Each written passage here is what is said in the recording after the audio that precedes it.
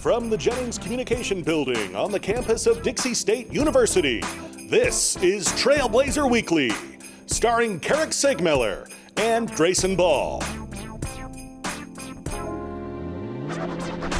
Welcome inside Studio A, inside the Jennings Communication Building on the campus of Dixie State University. It is Trailblazer Weekly, and ladies and gentlemen, the band is back together. It's been a few weeks with Carrick Segmiller, Drayson Ball, hanging out with you on this Wednesday afternoon, and we are into the month of December. It was Thanksgiving last week, so we didn't have a show. Drayson carried the show, a shortened show a couple of weeks ago. I was on the road with women's soccer, and we'll get to that here in just a few minutes because what a trip it was. Memorable for a lot of reasons for this women's soccer team still playing. But we have a loaded show. It's a 2-hour special, as this will be our only show. I should say our only full show. We're going to do some radio-only stuff over the next couple of weeks, but this will be our only show in December on the Triple Cast, on the TV, radio, and internet. So we are going to do a 2-hour special today, and Drayson, this show is loaded. Lots of coaches to talk to, lots of basketball. We got to talk about women's soccer and the NCAA tournament. Tons of stuff to get to today. We're absolutely loaded. I mean, it seems like 2 hours may not even be enough for us to get everything into this show that we have planned today. We got 3 interviews, head coaches for the football team, Coach Paul Peterson, and then we have both basketball coaches, head coaches here on the show today, head coach J.D. Gusson for the women and John Judkins for the men. It's going to be absolutely packed. Let's get it going.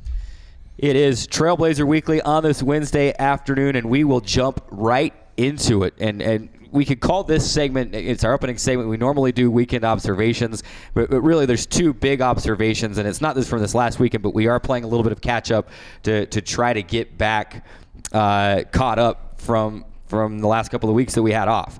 And 2 of the major stories are the women's soccer team advancing in the NCAA tournament in the Sweet 16, and then Billy Hatch taking 8th place in the NCAA National Championships a couple of weeks ago.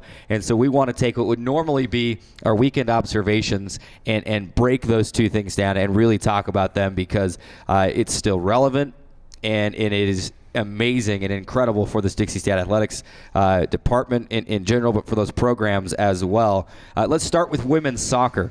The Trailblazers had the heartbreak a couple of weeks ago that we talked about with losing on penalty kicks to MSU Denver in the RMAC tournament. They did not know at that time if they were still going to be able to play. Would that be their last memory in 2019? Their last memory as a Division II? Would they not be able to get back to the NCAA tournament for the first time in 10 years? Well, they were able to get in at the 5 seed and traveled to UC Colorado Springs a couple of weeks ago to take on Texas Women's. And that they're going to be playing Dallas Baptist coming up this weekend, but they had to take on Texas Women's, and then eventually the number 1 team in the nation in UC Colorado Springs. And that game, let's just talk about both games. Obviously, it's common knowledge now they've won both of them, and they're still playing. They're in the Sweet 16. But in order to get to that matchup against the number 1 team in the nation, they had to beat a very good, a very scrappy, very physical Texas women's team on the Friday night. They had the Friday-Sunday pod, and the weather was insane. We were in an admin meeting. I was on that trip Thursday night before the game on Friday was supposed to be played. The game was originally slated for a 1 p.m. kick, and the UCCS administrators kind of joked and said, oh, yeah, there's a little snow in the weather, but we don't anticipate probably more than an inch. I swear it snowed a foot. And we can show you, and I think we've got that picture. This is what, for you TV and internet viewers, that's what the field looked like Friday about 10 a.m. It's supposed to be a 1 o'clock kick. And they quickly realized it's not going to start by 1 o'clock. They got bumped to 6 o'clock. And I should say that the crew, the facilities crew there at UCCS did a fantastic job, got the field clear, and Dixie State took the lead 2 different times, gave up the lead 2 different times, and then went into penalty kicks. And it almost felt like it was fitting that for Dixie State to win its first ever men or women's soccer game in the NCAA tournament, that it would have come on penalty kicks because of how they lost a few weeks ago to MSU Denver. Yeah, it was so ironic that's what it came down to. And not only that, the penalty kicks, the score in the penalty kick session was the exact same score as the weekend prior against MSU Denver, 4-3. It's almost like Dixie State learned a little bit about, penalty kicks and the penalty kick system. Obviously, they hadn't had many matchups throughout the season that went to penalty kicks, and obviously, it's a different story when it's kind of just you against the goalie and it's a penalty kick format. And it's, like I said, interesting and ironic that it ended in the same 4-3 victory for the Trailblazers, that the same score from the previous week. Obviously, crazy day. I mean, you see the weather there, you see the images there, the snowbanks up on the sidelines. I mean, there was times where the ball would go out of bounds and it would literally get stuck on the snow, and the team or the women or the player had to go up onto this snow rack or snowbank to pull the ball off the snow and then put it on the on the ground or at the corner or at the goal or wherever it was. And it was just crazy to see that they had to play in such conditions. And obviously, playing at 1, at least there's some sun. You might get, a little bit of warmth, but it's 6:30 in the evening and on, no sun. It's obviously, freezing cold, and they're running around in shorts and short sleeve shirts. And really a kudos to this women's soccer team for winning that game. And then obviously moving on to the UCCS game 2 days later and defeating the number 1 team in the country. I mean, that was absolutely remarkable to be able to go essentially on the road, because UCCS was the host team, and it was in their home stadium, their home environment, and to defeat the number 1 team in the country to move on to the Sweet 16 round of the NCAA tournament. Really remarkable. And if you remember, the Trailblazers lost to UCCS earlier in the season on that same field by a score of 2-1. They go on the road this time in the NCAA tournament and win by a score of 2-1. So very, very similar outcomes, but working in Dixie State's favor this time, however. And just a tremendous gutsy win for this women's soccer team. Some fun numbers about that game and kind of just about UCCS. And let's go ahead and make this our Rock Canyon Bank by the numbers feature as we continue to see some highlights from that win of the Dixie State women's soccer team over the number 1 team in the country. Coming into the game, UCCS had averaged 20 shots per game for the season. They got 20 shots in that game. However, Dixie State got more shots on goal. They shot half as many shots and got more shots on goal than UCCS as we continue in our Rock Canyon Bank by the numbers feature. UCCS was averaging about 50% shots on goal. Like I said, they only got 5 out of 20 shots on goal against Dixie State, and the Trailblazers really controlled the tempo throughout the game. UCCS had only allowed 10 goals all season before facing the Trailblazers, that they allowed 2 to Dixie State, and Dixie State wins this one by a score of 2-1, and really was just fun to watch and really remarkable and incredible to see this women's soccer team thrive. No, it was fantastic, and it was a very, very compelling, very exciting weekend, and I got to be there. I was there every step of the way, and it was fun Friday night to see, a couple different players. They had Whitley Johns scored a goal. Jill Bennett had a goal and an assist in that Friday night game to get into the Sunday match. But Michonne Estridge, freshman goalkeeper, literally, I mean, when you talk about someone coming into a game cold, I mean, you're not usually able to say it like literally, but I mean, it's 15 degrees outside and you've been standing on the sideline for 110 minutes, 90-minute game plus extra time, and she gets inserted in the game. She's what they call their PK specialist, and she got 2 saves. She stopped 2 balls in those PKs, which made that win possible. So that was just a great showing. And then into the Sunday match against UCCS, and we've got to talk about Billy Hatch here in cross country here in just a moment. But that Sunday match, Dixie State came out and they were the aggressors right off the bat. And they were taking it to UCCS, and then when they scored, you could kind of feel you could almost hear the gasp, and almost just like they didn't quite know how to react for just a moment after Dixie State scored, and then they woke up, equalized. Dixie State got the goal early in the second half, and then held on. I think almost everybody there was probably expecting another goal to go through, and this to maybe even go to PKs again. But the Dixie State defense in the back line and the goalkeeper for Dixie State did a fantastic job to keep that lead, and now they play on into the Sweet 16. Just incredible. Billy Hatch in the NCAA championships. This was the same weekend. This is as women's soccer was in Colorado Springs. Billy Hatch was in Sacramento, California, and she finishes in 8th place. And All-America honors, just the second runner in men or women Dixie State cross-country history to do so, but the first top 10 finish at nationals for a Dixie State cross-country runner. And it just has been phenomenal to see this program. The men's and women's programs as a whole had probably their best seasons, not just probably, let's drop the probably, had their best seasons overall as a program, and you can see this thing growing and building. But Billy Hatch has gotten better and better, and for her to go and to finish in the top 10, first Dixie State Trailblazer to ever do that, it was just blows you away at how amazing she's done this season, and hats off to her, and congratulations to her in doing so. Last season, it was a big deal that she made this race, that she was able to qualify for this race. This year, I don't think either of us were surprised that she made it, because we knew that she had done it last year and she was going to get better year over year. Last year, she finished outside the top 130. And this year she improved that ranking by 100 and over 120 spots, improved her time by over 4 minutes from last year's time. She's just a junior. It's going to be fun to see what she does as a Division I athlete next year with some of these Division I runners. Well, let's not forget, before we go to break here, that she's got a track and field season as well. She'll get into those track and field events, and I was talking to Coach Decker, and he said she's, out of those top 10 or that top 8 that in that, the 7 that finished in front of her in the cross-country championships, only one of those other run the 10K in the track. So she goes out and she performs like that, she could be competing for national championship in track, and wouldn't that be something? And we'll keep our eye on that as we get into the spring season and as they get ready to start the 2020 track and field season.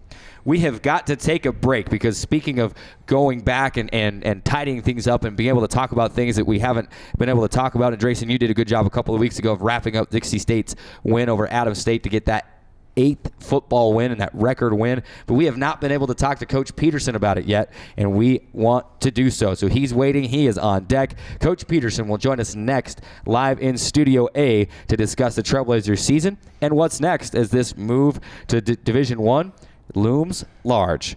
We'll talk with Coach Peterson next on Trailblazer Weekly. Radio Dixie 91.3. We don't play that. Nope, not that. A big fat no there. That's what we play. And stuff like that. On St. George's only alternative, Radio Dixie 91.3. Oh, and from 9 till midnight, we play this. I need a one dance. And this. Radio Dixie 91.3 FM.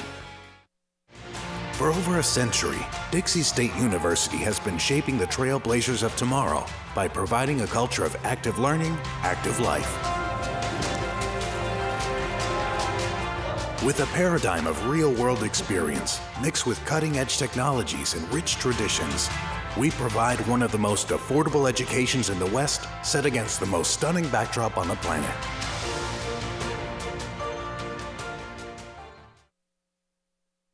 Today's show is brought to you by the Dixie State Campus Store, the official source for DSU Trailblazer clothing, providing students with textbooks, as well as educational, office, and art supplies. Located on the 2nd floor of the Gardner Center, the Dixie State Campus Store, proud sponsor of Trailblazer Weekly.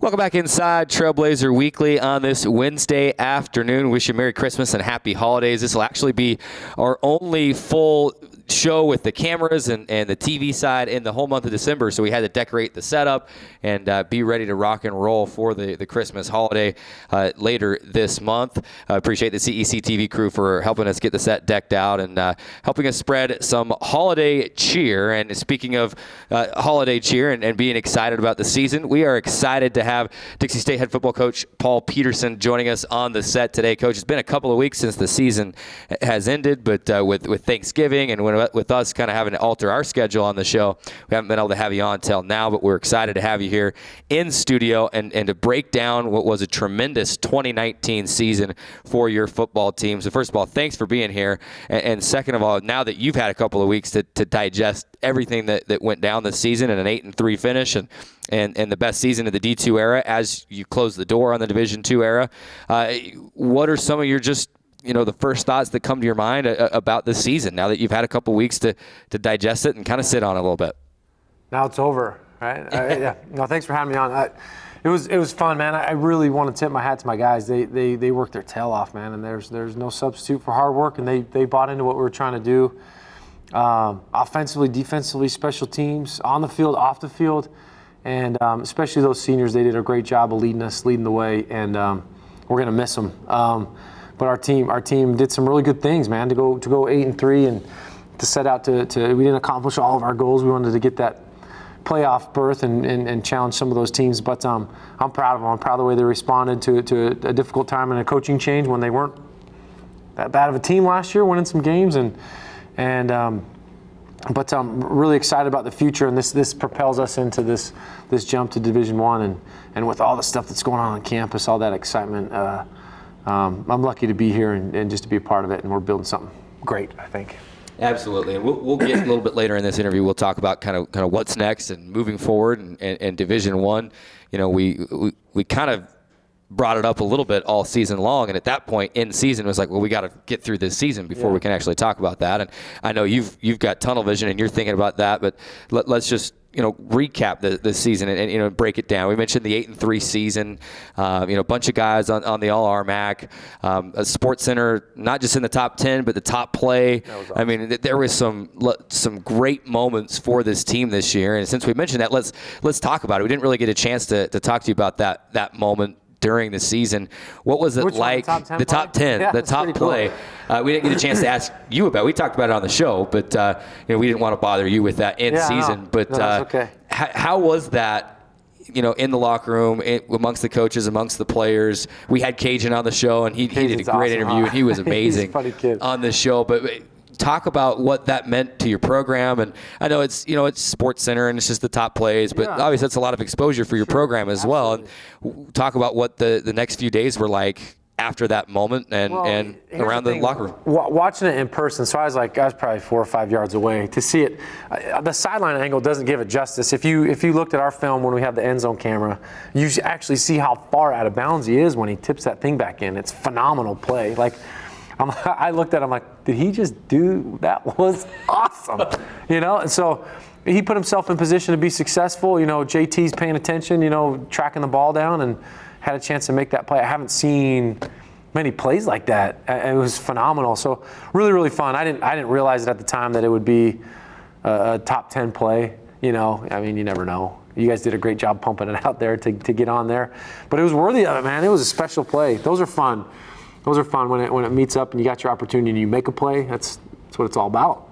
Certainly was obviously not the top moment of the season, but it was fun. It was a huge season, and it got a lot of, it wasn't just the one show. I mean, it was all night long on the Saturday edition. It was CBS Sports Network had it going, multiple social media. It garnered a lot of views. I mean, at the time, we figured that it had probably close to over a million views just of all the different things that had been posted on. So a ton of people were shown Dixie State football awesome. and what that is, and it was a perfect time for it with this move to Division I going forward as well. So as much pub as we can get, we'll take all of it, right? Yeah, not only that, obviously, the top 10 play is special, but you obviously had a great season and a fun and special season. Let's kind of just go back towards the end of that season. Obviously, it's been a few weeks since we've talked with you, but you go on the road to Colorado School of Mines, the number 8 team in the country. You put up a great performance. You played them better than any team up to that point of the season had played them. We're within a couple plays here and there of maybe going on the road and stealing one against a top 10 team. You end up losing that one 35-27. But then you come back home on Senior Day, Adams State, and win the 35-10 victory there and get the 8th win of the season. Just kind of go back between the two of them games, just kind of give us a recap of kind of what your thoughts were going in, and then obviously what your thoughts were after the games were over. Yeah, the Mines game I was really proud of our team. We'd made some mistakes in some of the games previously, even the ones we won that we wanted to get fixed. And I felt like we gave ourselves a chance. We didn't.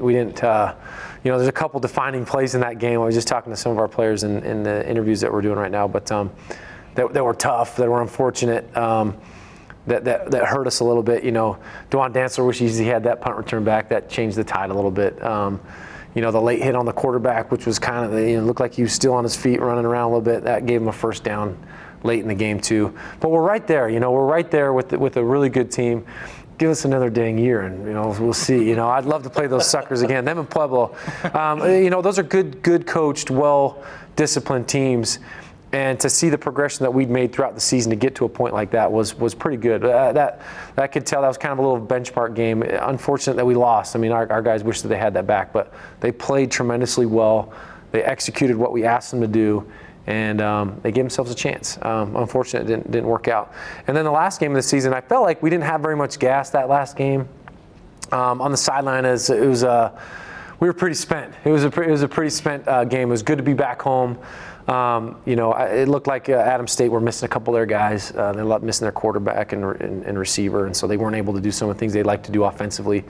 And that just goes to show our guys were we had a weight room culture, or physical. We stayed healthy for the most part. We missed some couple guys there, but it was a good defining win for our program to get that 8th win at home last part of the season. That's what we're trying to accomplish, and give us a chance to play in the postseason. We still had an opportunity in the Super Regionals to maybe get picked up in that 7th spot, and also to talk about a bowl game reached out to us, and they chose someone else. But our guys, 8-3, in FCS is a playoff, no doubt, and then we're getting a bowl game in Division I FBS, and so a little bit different with Division II, but our guys did a really good job. I'm proud of them.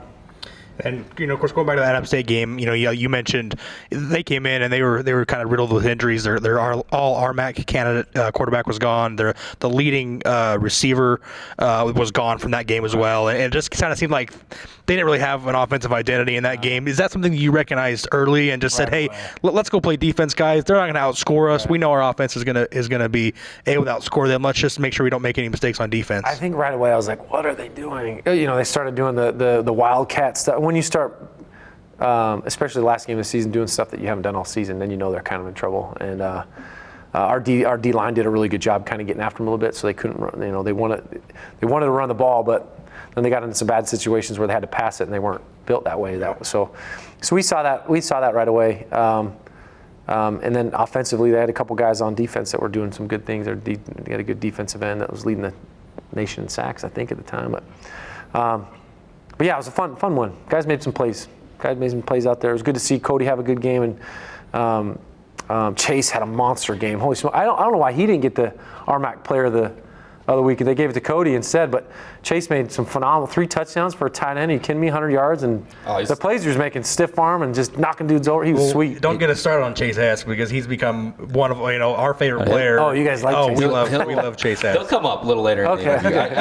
I love the tight end position, and it's been fun to see that position grow and flourish here at Dixie State. So we'll talk about Chase a little bit here in just a moment. And I will say, if he doesn't end up All-America of some sort this year, then something's wrong. Okay.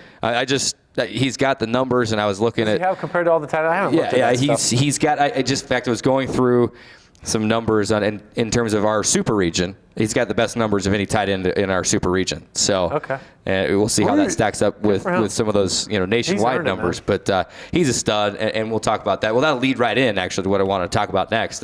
And as we chat with head coach Paul Peterson on Trailblazer Weekly, kind of recapping the 2019 season. We haven't been able to have him on the show until now, and then we can look ahead a little bit to this 2020 season that's going to be here before we know it. Man, and this is the most. Break first, okay? Well, now you're into the most. I need a nap. You're in the most important time of the year now. now. You got to get out there and get some players here on campus. So let's talk all RMAC. 17 all-conference selections, if you count those honorable mentions as well. A great showing for this team, including a couple of guys on first team. You've got, speaking of Chase Hess, he's on the first team. Juwan Dantzler's on the first team. Aaron Simpson and James Baird, first teamer guys. You had a lot of guys on the second team. Just break down, when you look at that, 17 all RMAC selections, and I know there are a couple of guys that got left off. Darius Nash being one of them. Right, I was shocked when I saw that, but pretty good recognition for your team, and it's a coach's vote, obviously, and so that means that these coaches in this conference were able to see everything that you guys accomplished as a team this year. Talk about, what those 17 all-conference selections mean to this program. That's huge for the program, especially going out. Those guys don't want to help us. It's like, all right, see ya. They're going to kick us on the way. No, they're good guys, good coaches, and so this conference is really good football, man. There's some good players all around, and it just showed the hard work that these individuals put in. It's a team game. They want to do their job the very best they can and not let their team down and be accountable to one another. And to be recognized for that hard work at the end of the season, that those results equaled an individual award is pretty cool. And I don't think any one of those guys are really trying to be all conference. It's just kind of that's just what happens when you do your job and be a good person and be a good player. And those guys were great, man. And we get a lot of those guys back, which is awesome. It's something to build off of. And big, huge emphasis on our team, man, is you look at our games, and the teams that we lost to were bigger than us. They were stronger than us. And so that's a huge emphasis for us. We're going to be playing a bunch of big, strong teams here in the future. And so the weight room's got to be a critical component for us, too. And these guys are all bought into that. And they're so young that's what my point is when we get them a year in the weight room, how much better can they be? So the sky's the limit with a bunch of these young pups that we're excited about. You mentioned those young guys, and they'll be back and help continue to build this thing and help with a historic transition to Division I. What was your message? You say we've talked off the air, and you're finishing up exit interviews as this season is officially over. What was your message to those seniors, and especially to those seniors that decided to stay through the coaching change and to finish their fourth or fifth year here at Dixie State? What was your message to those guys to maybe say, hey, thanks for sticking with us. Thanks for buying in and helping us have a great year. It's hard. I just tip my hat to them, especially after that game. I was like, that's hard. It's hard to do. You bought into a coaching staff. It's your turn to shine, so to speak, as part of being a senior. And to have a new coaching staff come in, you'd already done the previous year the best that they've ever done D2 area, and all of a sudden that rug gets taken out from under you. So I tip my hat to those guys. They bought into what we were doing. There's just some ups and downs with that but they trusted us. The relationships got built, and they bought in, and they led our team by being very productive and showing guys what it's like to make plays on the field. And our young guys really responded well to that. And what we're trying to do is fun. Chatting with head football coach Paul Peterson live on Trailblazer Weekly as we continue to wrap up the 2019 season. And then I think what's left to do now is look forward to 2020. We've been talking about this in anticipation since the announcement was made last summer. And now we are in that transition period, at least for you. The offseason has now begun.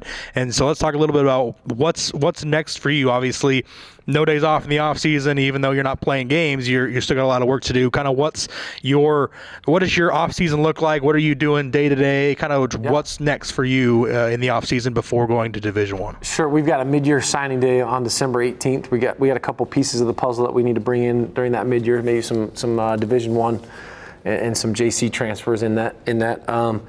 And then it's full go recruiting until that first Wednesday in February. And so there's not really too much downtime there. We got a lot to compete against. There's really not any more diamonds in the rough in recruiting. There's with the advent of Huddle, there's no guy. If you do your due diligence and you watch the film and go visit these high school coaches, and so really, like you said earlier, get these guys here on campus to see what we have to offer, what the growth is happening, and I think there's some excitement around that.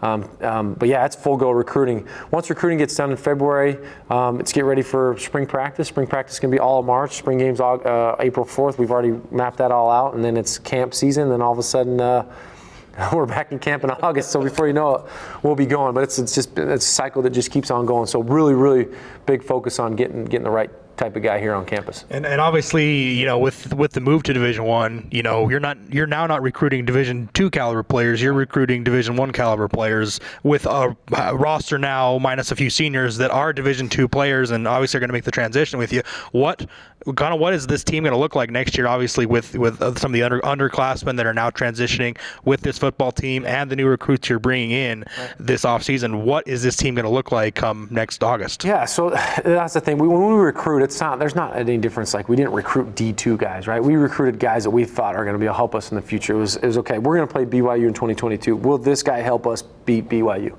So if they don't meet the certain recruiting criteria that we're going to, as far as academics and what they can do on the football field and what type of person they are, we're not going to bring them in. So we'll stick to those guns always, whether they were defined as Division II signees or not. That was the goal. So last year we brought in some guys that were really, really going to help us. Now it's our turn. The guys that were here that were recruited at D2, well, we got to help continue their development. And there's some really good football players. I think most of our team could fit in at any other FCS school. I really believe that. And so just to buy into what we're trying to do, get us bigger, faster, stronger, that's a huge emphasis, like I said. And we're going to compete with these teams, no doubt about it. You're winding down with head coach Paul Peterson as the Trailblazers an historic 8-3 season and transitioning to what will be a historic off season and then transition to Division I and leading up to that September 5th game up in Cedar City at SUU. What a way to start that next season. By the way, in the first season as Division I. You mentioned spring ball. I wanted to ask about that. Specifically, you mentioned kind of March into April. I know there are a lot of differences in a lot of sports between the Division I and Division II calendar, so to speak, and how many days you get. Yeah. Do you get any more practice time as a Division going in Division I for spring, or is it about the same? How does that work out? How will that all shake out? It's about the same. So you want to get done before April 15th. That's the first day that you can get out recruiting in your spring recruiting. So we've some guys do it 5 weeks, where it's 3 days a week, where you mix in your workouts with it too. We're gonna go those 5 weeks. We'll do 2 weeks, and then we have spring break, and then 2 weeks. It just works out better for us as far as guys with class too. We'll still practice in the AM, which is nice. So it just kind of works out. It depends on where you are, what resources you have on campus, which we're great here. So yeah, spring ball is going to be all of March. That spring game is April 4th, and we're rocking and rolling. And full steam ahead. No downtime. Let's go. Let's keep playing football right now. He's head coach Paul Peterson as we finish up on the interview here on Trailblazer Weekly. Like you mentioned, it's full go pretty much right now until that first Wednesday in February, which, if you're wondering, that's February 5th. That will be signing day this coming 2020, and we'll be sure to bring you back in. Give me more time. I think we had like a 15-minute. Yeah, we only did 15. We'll do a signing day special. Yeah, that'll be good. This February, and we'll break down the whole class and talk about these guys. We're excited, and we still got to meet as a staff kind of behind the scenes and map out exactly what we're going to do that day. But obviously a huge day for those recruits and for your team as well. And just so excited for your team going forward, Coach, and excited for this transition Division I. And we were rookies last year with signing day as far as the show goes. Nice so job. Obviously you're savvy vets. Learn and grow quickly. Who pick for your national championship winner? Division I. D1. Utes. They're going to get. So if they get in, they're going to surprise some teams, man. Their defense is so tough, and they don't make any mistakes offensively. I'm not jumping on their bandwagon. I'm really impressed with what they're doing. That'd be sweet if they got in. But heard it here first. Utah Utes national champions. Head coach Paul Peterson. He is head coach Paul Peterson. Coach, appreciate you stopping by the studio today and talking about the season and the transition going forward. We got to run to break, but we've got much more coming up on Trailblazer Weekly. So stick with us. We're back right after this timeout. I take the road less traveled, run free, unwind, unravel, someplace outside with lots to do.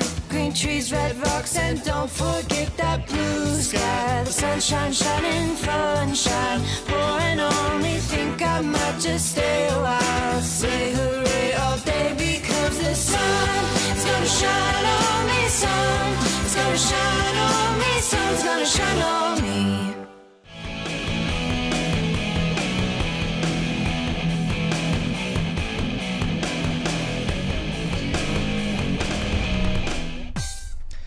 Welcome back inside Trailblazer Weekly. Big thanks to Dixie State football head coach Paul Peterson for joining us on the show. And it all goes forward now. Move to Division I.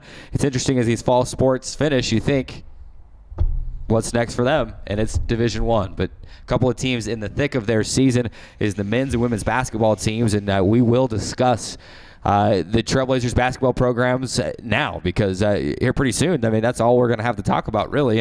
And head coach John Judkins will join us next. We'll also hear from women's basketball head coach J.D. Gustin later in the show. And you could kind of call this our, they're 6-7 games into the season, but it's it's kind of a preview for both teams to this point. Let's start with the men's program. The Trailblazers. Let's first talk about that Westminster game. 74-63 win over Westminster. It's something where last year you saw this Dixie State team that went on such a great tear and finished second in the conference and had great players. And they didn't always start games the best. They had to come back a lot. What you're seeing this year is this Dixie State team, as clearly an adjustment that has been made, they're starting fast, and they had a great start against Westminster, came out with a lot of energy, and it had a little bit of a lull in the second half, but able to keep the lead and won by double digits. What a way to start the conference season than with a win over your in-state rival up by 15. Oh, yeah, it set a great tone to the season. And if you remember last year, the schedule was basically reversed to where Dixie State had to go north to play Westminster in the first RMAC game. The basketball team's first RMAC game ever, because they were brand new to the conference as a full member last season. And last season they went up there, and it was a really tough opponent, a tough environment.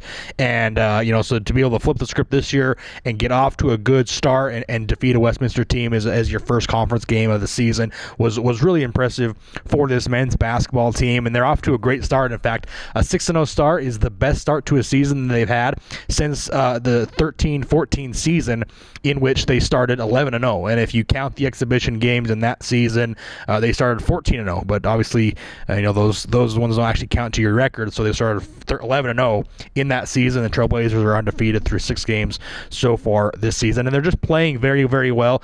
And they're led by Jack Pagenkoff, and it's going to be fun to talk to head coach John Judkins here in just a little while about Jack Pagenkoff and the role that he's played with this basketball team this season. And he controls the tempo. I mean, he loves to get the ball and push it up the court and be able to make plays in transition, but he can also slow it down and control and run the offensive game in the half court.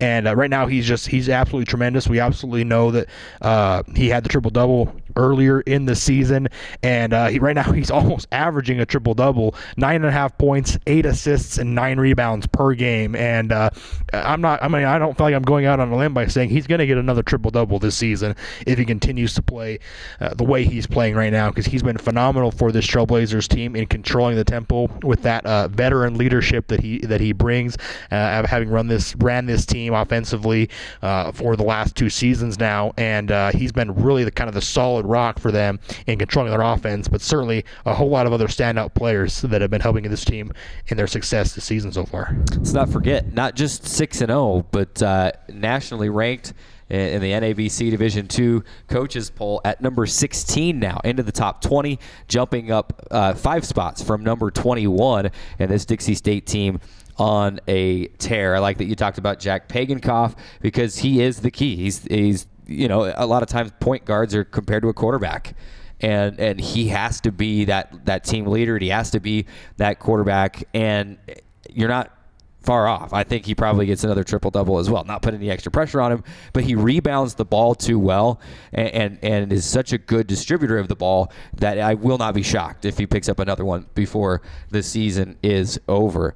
As I was looking at this segment and prepping for it, you can talk about the 6-0 start.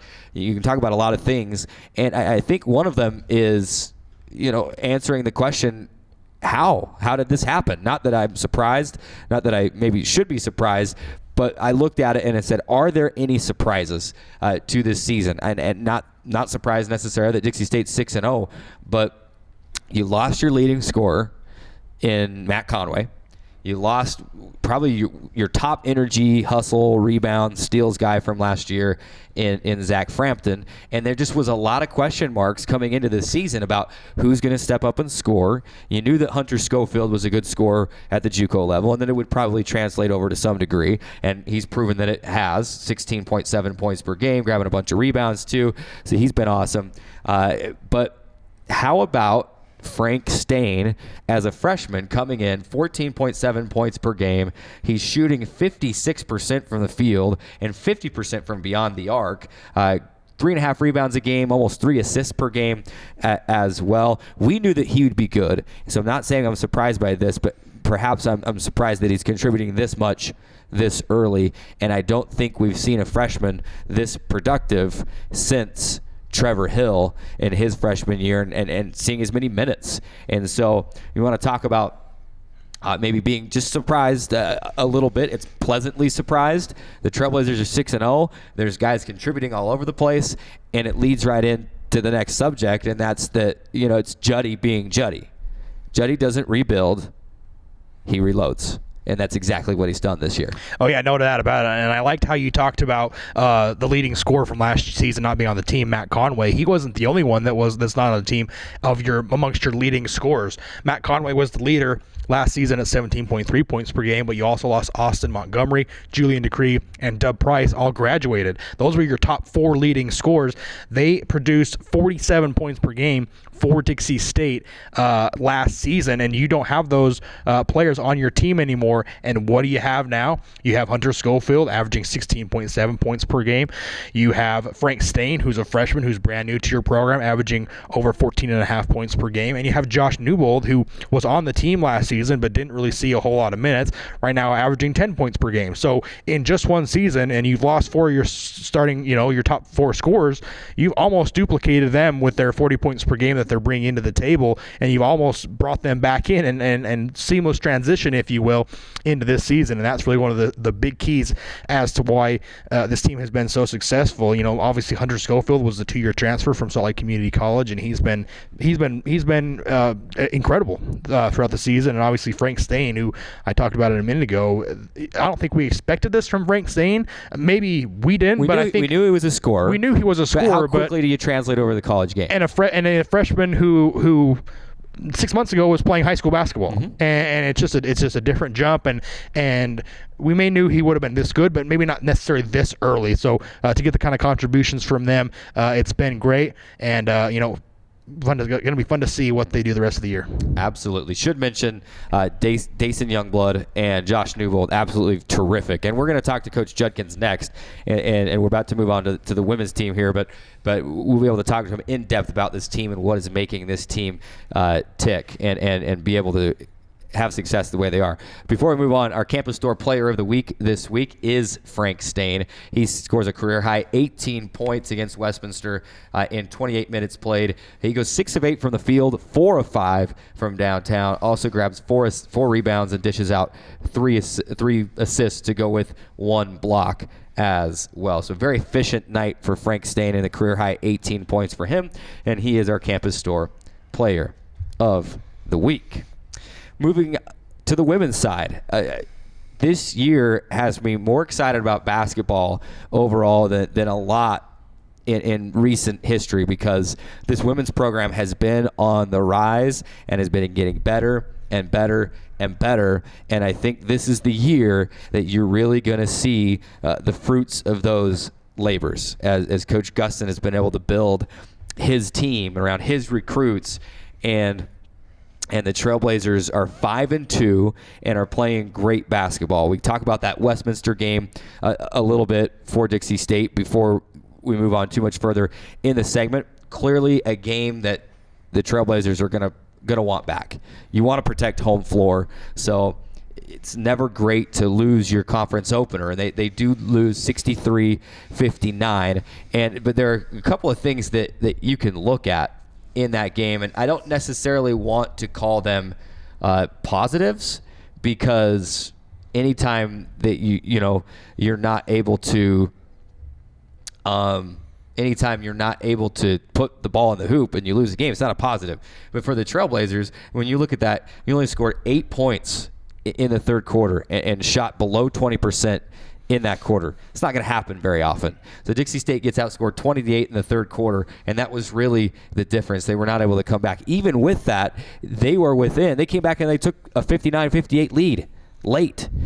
There was a couple possessions where they couldn't get a defensive rebound off a Westminster missed free throw, off just a regular missed shot. So there's a couple things down the stretch that you can clearly go back to and you can say, if we do X, Y, and Z, next time we play them, we should be able to beat them. So it's the conference opener, not even close to pushing the panic button yet. Both men's and women's will play South Dakota Mines and Black Hill State this weekend. This Trailblazer team will be just fine. You're going to see this women's basketball team win a lot of games this year, and it's a fun style of basketball, and I can't wait to continue to see them play. Yeah, and I think that's kind of the right word, is they're going to win a lot of games. They're maybe going to surprise some people with the way that they're going to play and compete this season. The game against Westminster almost reminded me, I'm going to equate this, maybe this is a weird comparison, but I'm going to equate this to Dixie State football and the first game of the season against CSU Pueblo this season, where it looked like you just didn't have a lot of your pieces together. You didn't really know what you were doing. And I don't necessarily mean that in a bad way. I'm just necessarily saying that you're still early on in the season and you're still figuring out which pieces work with which teams. And I think going back to the football team against CSU Pueblo, they proved after that game that they were a different team and they kind of learned their roles and they got better and better throughout the season. And I think that's what's going to happen with this women's basketball team, that they're going to continue to learn their roles and get better throughout. And I think, we play Westminster at the end of the season, and I, would willing to bet they're going to play even better than they did a few days ago in that game up in Salt Lake City later on in the season. And it's one of those things where, maybe you have to have a learning experience against a team like this that you feel like you should beat, especially on your home court early in the season, so that when you go up and play them in their home floor at the end of the season, that you'll be more prepared for that game. So maybe if you take that approach, it's better to have kind of an early humbling loss in that regard, and so then you can move on forward in that game. Other thing to mention, Maddie Loftus, that was the first game she has started, so that was maybe one of the things that was kind of disrupting their rhythm. She had been a huge contributor off the bench, and she was inserted into the starting lineup because of that scoring, and so maybe because of that rotation that they're still trying to figure out with her in the starting lineup, instead of her coming off the bench, that may have thrown a wrench into the equation as well. We don't know, but that's one of the things that you're going to figure out and develop and get used to as the season goes on. And they had a great start, and Maddie played great in that game. And I talked to assistant coach Matt Legursky after the game, which we bring him up because he's a huge part of it. The entire coaching staff, Coach Gustin, Coach Legursky, Coach Yazzie, Coach Quinn, they all play their role, and they're all phenomenal coaches. And this is incredible coaching staff that Coach Gustin has assembled. But we're going to take turns between Coach Gustin and Coach Yazzie and Quinn and Legursky in the post-game interviews after the game on the broadcast, and it was Matt Legursky's turn to talk, and talking with him just immediately after that game, and he just reminded very quickly that said, we're not going to push the panic button. We don't like to lose, but remember how young we are. Remember how few games we've played, and we're all still trying to figure each other out. And that may sound a lot easier than it really is, but you've got to understand, especially too. And I've harped on this a little bit before, but with this Division II calendar, you get in and you start mid-October, full-on mid-October with your team. And you've got just a couple of weeks before the first or second weekend in November, you're playing games. And they're games that they're not like preseason in the NBA where you go and you play a preseason game, it doesn't count against your regular season record. They count. And they actually, when you're going down, if you're in a neck-and-neck race trying to make the region tournament at the end of the year, and maybe your strength of schedule, or maybe you dropped a couple of games early, they're big games. Every game counts in Division II because of the way the calendar is set up. At Division I, they'll have more time, they'll have more practices, it'll be great. And I don't know why the difference in calendar. If I could talk to someone from the NCAA, that would probably be the first thing I say. But this team is still trying to figure itself out, and they're playing great basketball considering that. When you look at how many players on this team are back from last year that actually played, not just played significant minutes, that actually played. You can count them on one hand. You've got London Pavlica, Kesley Stevenson, Maddie Loftus, and Allie Franks. And that's it. There's 4 players. Not just that played significant minutes last year, that played for this team last year. So you're working in a new rotations, a lot of new stuff. They'll be just fine. They're 5-2. They got South Dakota Mines, tough, scrappy team, and then a really good Black Hills State team on Saturday. It's an opportunity to continue to prove where they are. I love this team. They've got kind of a new defensive mentality under the tutelage of assistant coach Matt Legursky, and they're deep. They have depth, and you kind of hesitate to say that ever because you don't want that depth really to be tested. But this Trailblazer women's basketball team is destined for greatness this year, and I'm excited to be along for the ride. Well, I'm glad you brought that up because I was going to talk about the depth as well, and they are a tremendously deep team. They have three players that can run the point. Obviously, Brianna Gillen, Ashley Greenwood, and London Pavlik can run the point. They've got size with Chesney Stevens, Michaela Johnson, and Emily Isaacson as well. They got a lot of size there. They got a lot of athletes. Allie Franks, Kesley Stevenson, London Pavlica is extremely athletic. So they've got a lot of different pieces and a lot of different players that can do multiple things. And I think that's going to be one of their strong suits for the rest of the season. Both teams will host South Dakota Mines on Friday, and then both teams will host Black Hills State on Saturday. If you remember last year, they made the trip to South Dakota. Both teams won against South Dakota Mines, and then both teams struggled and ended up kind of being blown out of the gym by Black Hills State. So this will be 2 teams that will be motivated to have a little score to settle with Black Hills State on Saturday, and they want to continue to do so. Women's tip at 5:30, men's tip at 7:30, both days. Speaking of basketball, we continue to stay on the hardwood as we take a break, but when we come back, we welcome in the men's head coach, John Judkins, kind of pick his brain a little bit, talk about this 6-0 start. Are we gushing too much about the 6-0 start? We'll ask him. We'll ask him what makes this team tick and how they've been able to get off to this great start. That's coming up next after this break. We may have started out small, but we were great. Families and fans rallied behind their team. The community cared, and everyone showed up to cheer.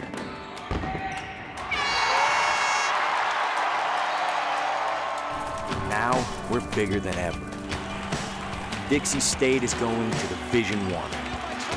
Here we go in transition, and he throws it down with one hand. Catch me! But at the end of the day, it's the community and fans that make us great. Whether you give $5 or 1,000, every dollar, every seat in the stands, every one of you can help blaze our trail to Division I athletics, because this is our team.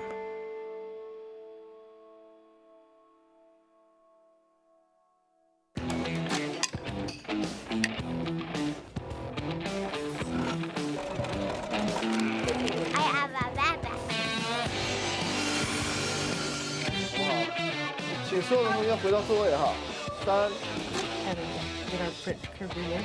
And there's the bottom. Does this one have more water? Careful. Where do you find the titans of classical music in St. George?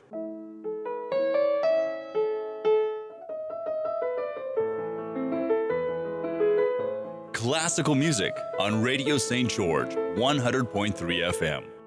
Where do you find the legends of jazz?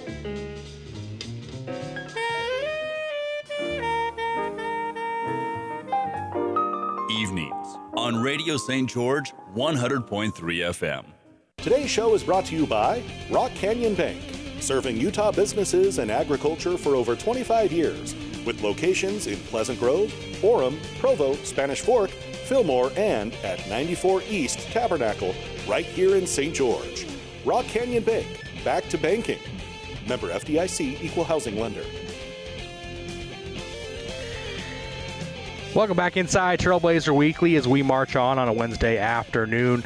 Coming at you live from the CEC TV studios on CEC TV, the Dixie State Athletics YouTube page, as well as Radio Dixie 91.3 FM. Being joined now by head basketball coach John Judkins. Thanks so much, Coach, for being on our show today. Thank you. Thanks for inviting me.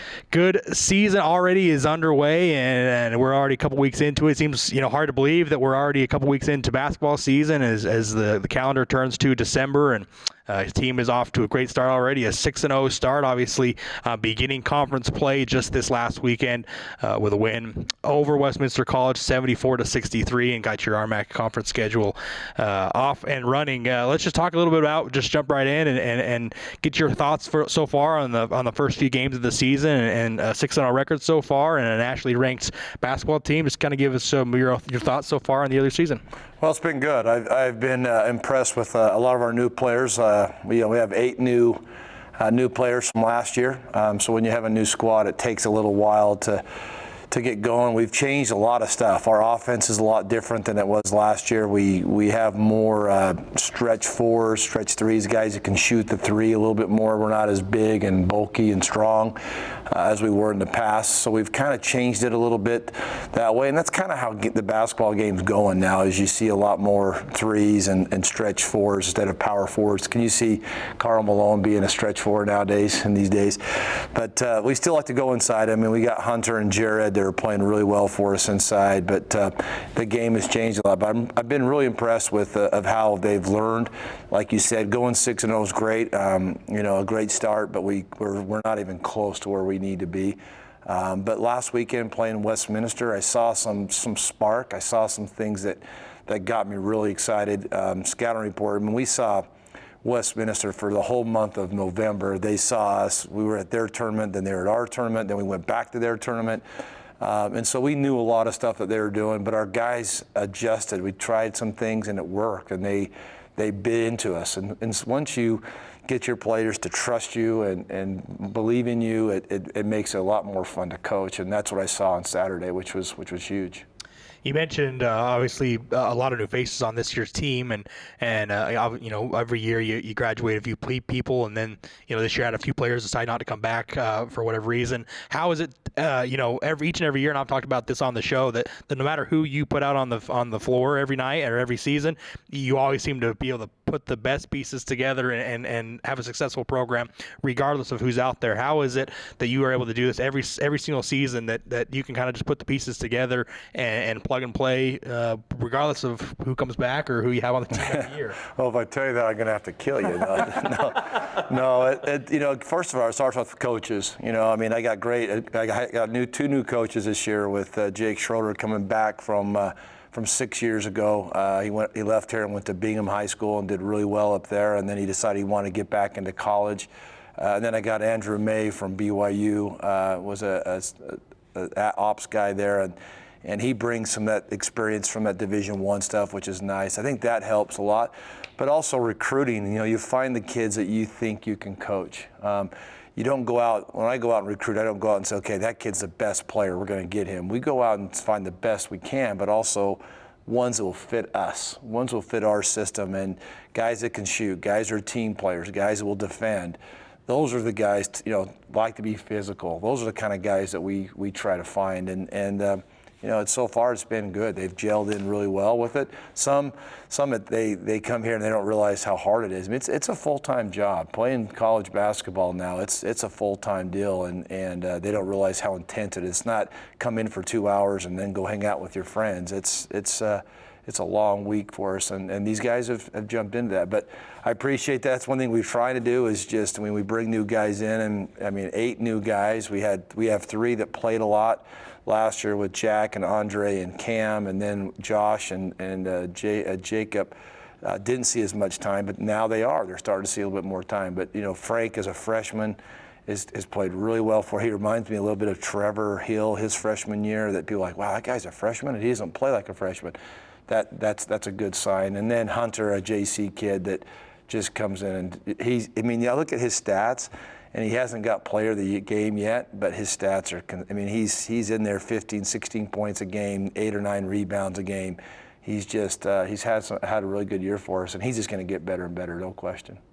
We're chatting with Dixie State men's basketball head coach John Judkins, and maybe I shouldn't bring this up so earlier in the interview, but it seems like that exhibition loss to Providence, it doesn't count the win-loss, but do you look at that as something that maybe you're going to be able to go back to later in the the year, and maybe even right now, and circle that and say, hey, this this was a huge turning point for us, and we learned a ton from that game. Do you see that game in that way? Yeah. You never like to lose, even in exhibition, but. Yeah, yes and no. I think sometimes I'd like to try to learn from games you win. Maybe you barely win a game or something, and you use that better than a loss. But sometimes a loss wakes your kids up. There's no question. You hit that around the head, and I didn't know if the guys knew it was an exhibition game or not. After the game was over, the next day we talked about, a lot of them knew that.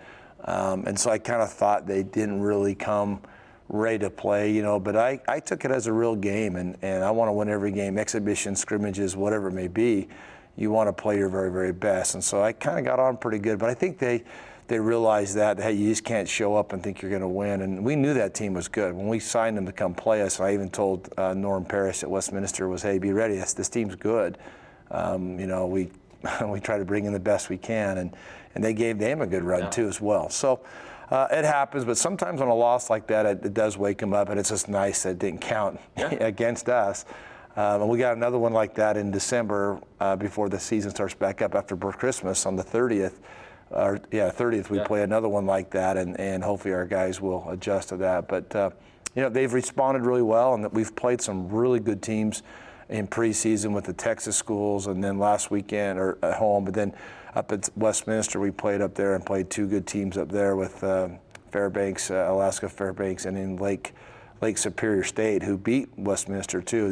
They're solid. They're a very good team. So we've had a good preseason, and we always say we want to play the best we can preseason to get us ready for conference play. And now here's conference that fast with Westminster last week, and now we got two here coming home that are very good teams. Black Hill State, who beat us really bad last year. Welcome to the RMAC is kind of how we felt. And so we know we got our hands full this weekend, but we're excited. And I think we'll definitely get our guys ready to play. It'd be nice to not have to start conference play until after Christmas next year, but we're in the thick of things right now. And we talked about all the new faces. We talked about, how much change from last year to this year. The one constant is the team still having success. When you look at this first, you've been with the team through practice as well, but through these first 6 games and the 6-0 start, what are some of the questions that maybe you had before the season that have been answered to this point in the season? Well, again, just the anytime you have new guys coming in, it's just, can they play together? Can they share the ball? Because you guys got to understand that every player comes and plays in college, they were their stars on their team before, and so how many can handle their role if they're not starting or if they're not that person? That's always a scary part of that, because some of these guys have never sat the bench before in their life, and so it's a new thing for them. But this team has been good that way. Defensively, I thought we'd be pretty solid. We've changed some things defensively a little bit to help us. I mean, that's what I think a good coach is, and I think our staff's doing a great job is adjusting to what you have. If you got a big, slow team, you can't press. You can't do it, and so we adjusted to what we feel these guys could be really good at, and they're still learning. We're still making a lot of mistakes, but those parts are the things I was really excited about to see them when they came in. And, we can't wait till Division I where we can actually practice more, start earlier. Some of these games, we had 13 practices, and the other teams we played had 30 practices. So it was different, and but these guys are handling it, and they're fun to coach, and they practice. You've been in practice; they get after it, and I'm big into coming in and practicing hard for an hour or two and get out. I'm not a guy that wants to spend 3 or 4 hours in the gym. Hey, let's go hard, let's go fast, let's get it done, and let's get out. And that's what they've been doing. Seems like one constant, not only this season, but at least in the time that I've been around the program, which has been about 4 or 5 years now, is the point guard position. And you can think back, a couple years ago, Money Mason Sawyer, and then a few years after that, Brandon Simmons ran the team for a couple years. Last 2 seasons, it's been Jack Painkoff, and he's been absolutely sensational. Last season, he was great, and then this year, obviously, he's been out to a great start, averaging 9.5 points, 8 assists, and 9 rebounds per game. So he's right in that kind of triple-double range. And I don't want to put any added pressure on him. Obviously, he doesn't need that. But it seems like that's kind of a position that you like to kind of have control over, and certainly a position that has been playing well for you over the previous handful of seasons. And just talk a little bit about what Jack Painkoff has meant to this team and kind of just running the offense. And, I'm one that likes to argue that the point guard is the most important player on the court because he's kind of the one that brings the ball up the floor and sets up the offense and just kind of controls the tempo. And Painkoff's a guy that likes to kind of get up the floor and run and try to break the defense in that way. What has he kind of been meaning to your team and the success that they've had this season? He's been great. He he spent the time this summer working on his game, and that first year, last year, I think it takes a while to get going. What does he? He's probably thinking, what does Coach want me to do? And he's adjusted to things that we've wanted him to do. This year, you see it. I mean, he's so close to a triple-double every game. He had one already. In Salt Lake, he had one assist away from another one. It's kind of like football. He's your quarterback. He's a guy that gets you in stuff. He's your leader. He's that way, and he's done a really good job with that. I'm on him all the time, and I told him, I said, point guards, quarterbacks, whatever, the coaches are always on you because you have the ball 90% of the time. You need to make sure we're doing the right stuff. And he's caught on from last year to this year. Okay, coach wants me to do this at this situation, and he's just grown from it. But he's having start with the 6 games. He's having a great year so far. We got to get him shooting better. He's been in the gym. He's got to be more consistent on his threes. One game he'll make all of them. The next game he won't make any. But we watched film yesterday with him, and some of the ones that he's missed, they're a little tougher shots. The ones he's made, he's let it come to him. That's what we're trying to get him to do. But man, I love the ball in his hand. I love when he pushes.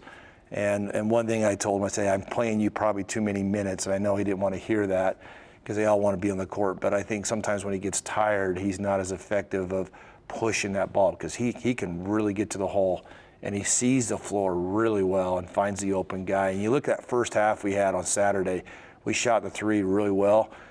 It was a lot because of him and Dason Youngblood getting to the paint and then making that extra pass out to Frank and to Leighton and those guys to hit those wide open 3s. So he's a big part of our team. We got to keep him healthy.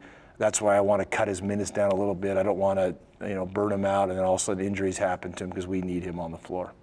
And now kind of going to the opposite end of the spectrum from Pagenkoff, who's a senior, to Frank Stain, who you mentioned earlier as a freshman, who right now is second on your team in scoring with almost scoring 15 points per game, and has just been a really remarkable, I don't know if you call him a surprise, but at least a great addition to your team this season.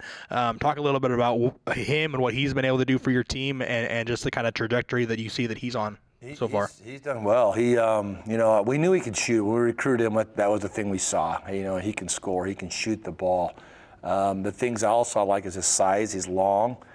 He's got good feet. He moves well. Sometimes he needs to work a little harder. That's when I get on him a little bit. Sometimes he takes plays off as a freshman. And in high school, you can get away with that. In college, you can't. And so I've been trying to help him that way. But I think he's going to be offensively. We want to get him to an all-around player. Right now, he's more of a catch-shoot kind of guy. I want to work with him also of getting to the basket, driving, and that's something he can get better with because teams right now are going to fly at him and make him put it on the floor, and he's got to do that, and I know he can. And then I want to see him in the rebound. I want to see him at 9-10 rebounds a game because he's got the length, he's got the size, he can jump. I think he could get 9 to 10 rebounds a game and get some easy baskets. But again, I keep telling myself, slap myself, yeah, he's only a freshman. He's going to get better and better and better. And the 6 games I've seen him play, he's getting better every day. And so I can't wait to see where he progresses by the end of the season. But a lot of people say that, like, well, I just didn't know a freshman could do that. I mean, why not? You know what I mean? That's what we recruit the kids for. And I don't care what age they are. If they feel like they can come in and help us and contribute and do what we ask them to do, they're going to play. And that's exactly what he's done. I mean, you look at Brandon Simister the year before his mission, and you look at Trevor Hill as a freshman. I mean, it's not that uncommon to see freshmen thriving. Dalton Grosskreitz, he had no idea. Like, I'm going to play up a freshman. It's like, yeah, you're playing. Let's go. And he's like you said, and I play a lot of guys. As I play 8, 9, 10 guys. And so they all got to be ready. And he's done really well. Talk about a couple more guys that really had an impact, you hate to leave anybody out. And you've got your returners, and guys like Andre Wilson and Cameron Chatwin still contributing from last year. But you feel like I would be remiss if I didn't mention what Dason Youngblood and Josh Newbold have meant to this team over the first 6 games of the season. Dason, you mentioned, along with Jack, he's good at penetrating inside and kind of sucking in the defense and distributing or maybe even finishing on his own, whether it's a layup or the mid-range. And then someone else that has helped make the mid-range game sexy again is Josh Newbold. I mean, he's one that if you want to talk about a player that will take what you give him, free throw line, elbow jumper over to the left or the right side, he'll take it. I just feel like those two players have been huge for this team. Have you seen that in the same way and seeing what they're contributing this year? Yeah, Dayson, I saw some spark in him last year, especially the last game of the season. I thought he played really well. Then Andre's had some injuries at his knees and stuff, and so Dayson's kind of taking that advantage of, hey, he's down, I'm going to jump into that spot. And he's done really well. He's playing the backup point for us right now as well as the two. His strengths are obviously he's strong. He can get to the basket. He's very good at finishing, getting to the rim. He's a good rebounder.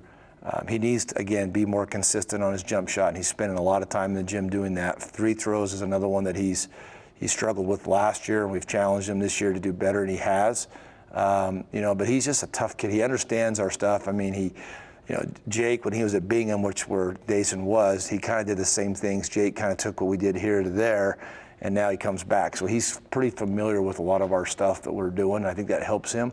But he's been solid. And then Josh, like you said, he's one that, we know he can score. Josh can score with anybody.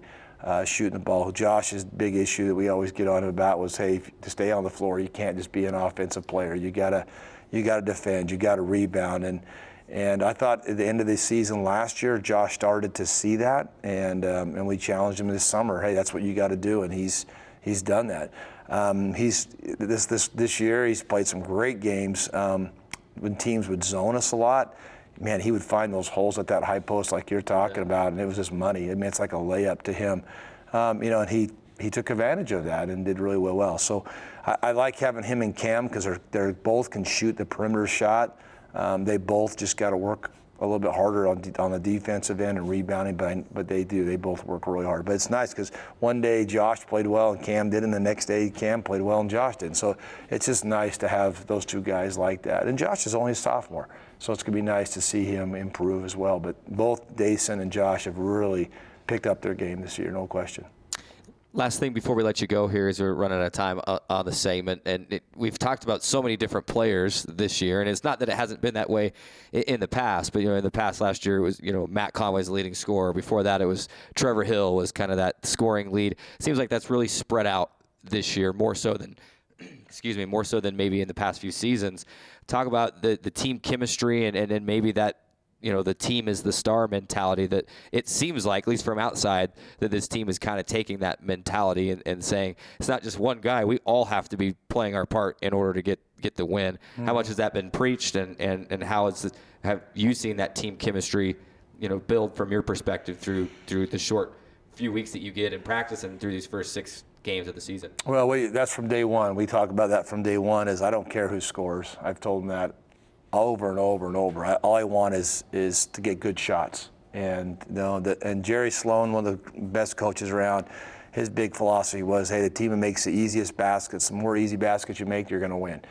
I believe that. I think sometimes the threes kind of take out of the game a little bit. They're ready to shoot threes instead of getting layups, which to me they're easier. You're shooting more this year, though. Yeah, we are. But again, our team's pretty good at that, and we had to adjust to that. But we talk about, the thing I like about that, about not having one guy, is kind of like the Bill Belichick stuff. You take the best player out of the game. Well, who are they going to take out of us? You know what I mean? If they take this guy out of the game, then we're hoping these other guys step up. And if you look at since I've been here at Dixie State, Matt Conway was our leading scorer last year at 18. We had somebody behind him at 15, 14. I mean, it was not like it's 18 and 5. Do you know what I mean? It's pretty consistent. And normally we have about 3 to 4 guys in double figures every year, which to me is nice. It means we're sharing it. We're fighting what the defense is giving us. Hey, they're taking this away, so let's go to this. And every night somebody else is stepping up, and that's fun. That's fun to coach, and it's fun to watch.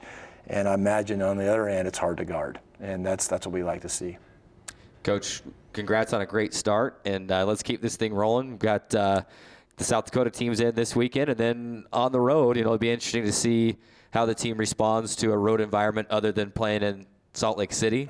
So you've got the 2 conference games on the road, and then that lone conference game, or that lone game up in Monmouth, Oregon, at Western Oregon. Did we owe them a game back? Is that why we're making just the one trip for the trip for one game? Yeah. Okay. Yeah, they came to our Thanksgiving tournament last year, and so we promised to go up there again, too, as well. So, yeah, I think the schedule's great for us. I'm glad we're home this week when school's here, but then I looked in the first of the year again over, I think, New Year's, and we have a couple more home games with schools not in. And big ones, it's too. tough. Colorado It's Springs tough.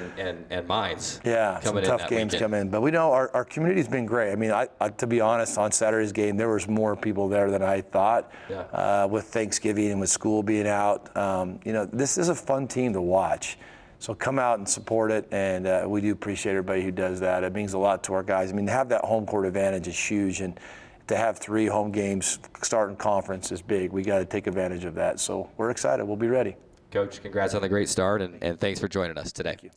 We got to take a break, but don't go anywhere because we've got a lot more Trailblazer Weekly coming at you right after this timeout.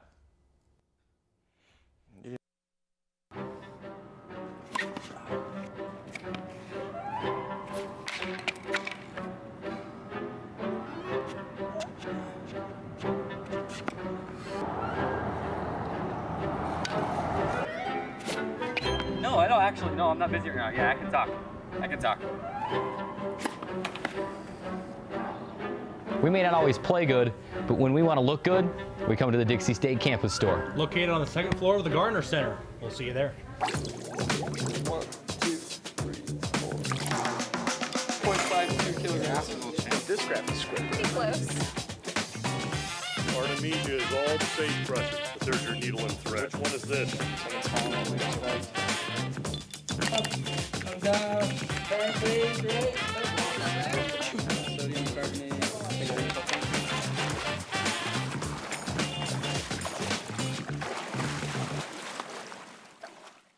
We may have started out small, but we were great. Families and fans rallied behind their team. The community cared, and everyone showed up to cheer.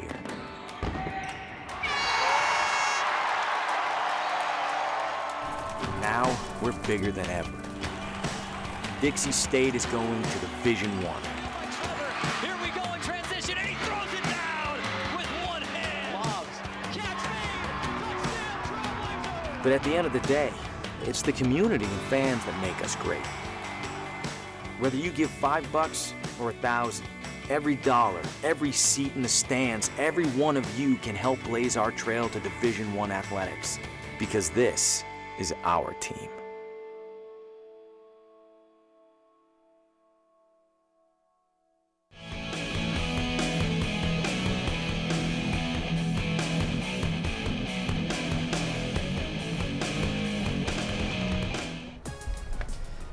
Welcome back inside the CEC TV studios.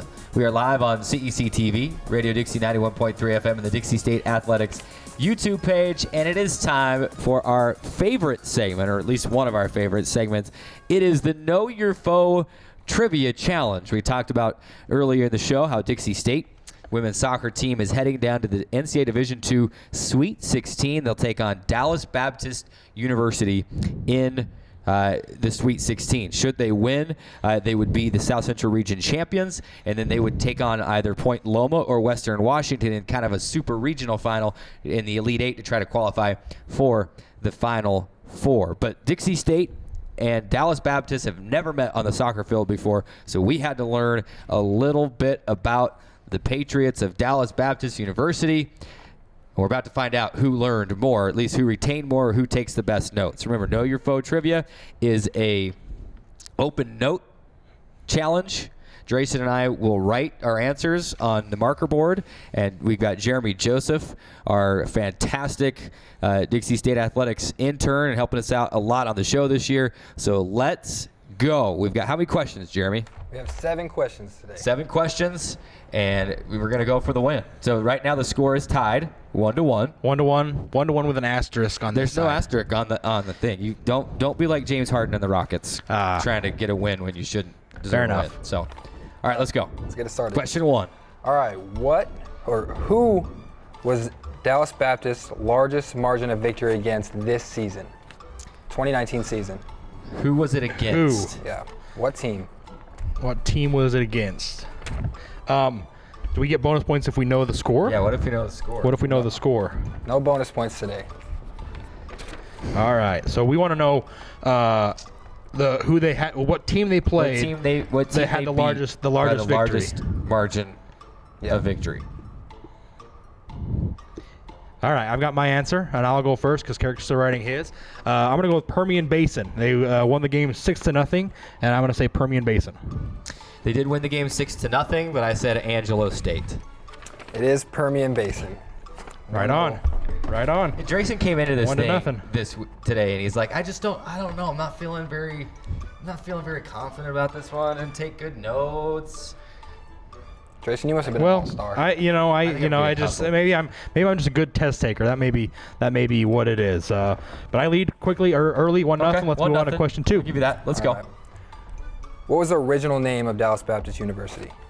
The original name of Dallas Baptist University. And I knew you were gonna ask this, and I failed to write it down because I don't know why I failed to write this down, but I did. So I'm just going to see if I can remember, as Carrick is writing furiously to maybe emphasize his You told me to write big. this. You told me to write big, and for me, that equals writing furiously. Drayson's still writing. I'm going to reveal my answer. Decatur Baptist College. And I'm going to say Direct Baptist College. Decatur Baptist College is the correct answer. Bonus points for when it was established? No bonus points. Okay. We're tied, You've had your fill of bonus points for the entire season. So how many did I score in that one round? I scored like 5 points 37 or something like that, and it was only worth 4 first round. All right, moving on. Question 3. Know your foe. For your radio listeners out there, you can't see what's going on. It's a trivia challenge. Jeremy's asking us the questions. We're writing our answers on the marker boards. We are tied at 1-1. This is a preview of Dixie State's opponent, the women's soccer opponent in Dallas Baptist University. That game will be tomorrow, actually, at 3 p.m. Pacific up in Bellingham, Washington, 4 p.m. Mountain Time. All right, question 3. We are tied 1-1. Jeremy has question 3. Right. Who has more yellow cards this season? Dixie State? Which team has more yellow cards, Dixie State or Dallas Baptist? And I'm glad I took notes on this one because I almost wasn't going to, and I went back to look at this one. And I'll go first, and I'm going to say Dixie State. They have 12 yellow cards. Yep. And Carrick agrees with me You as well. correct. Dixie State Dallas Baptist only has 5. has 5. So they've been very, very disciplined this season, and so we're going to see how that plays out tomorrow.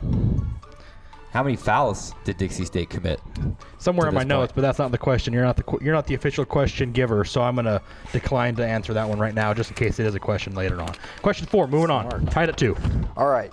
Which player on Dallas Baptist has the most shots on goal? The most shots on goal.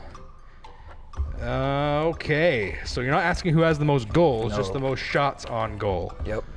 Okay. Carrick, it's your time to go first. I'm going to go first.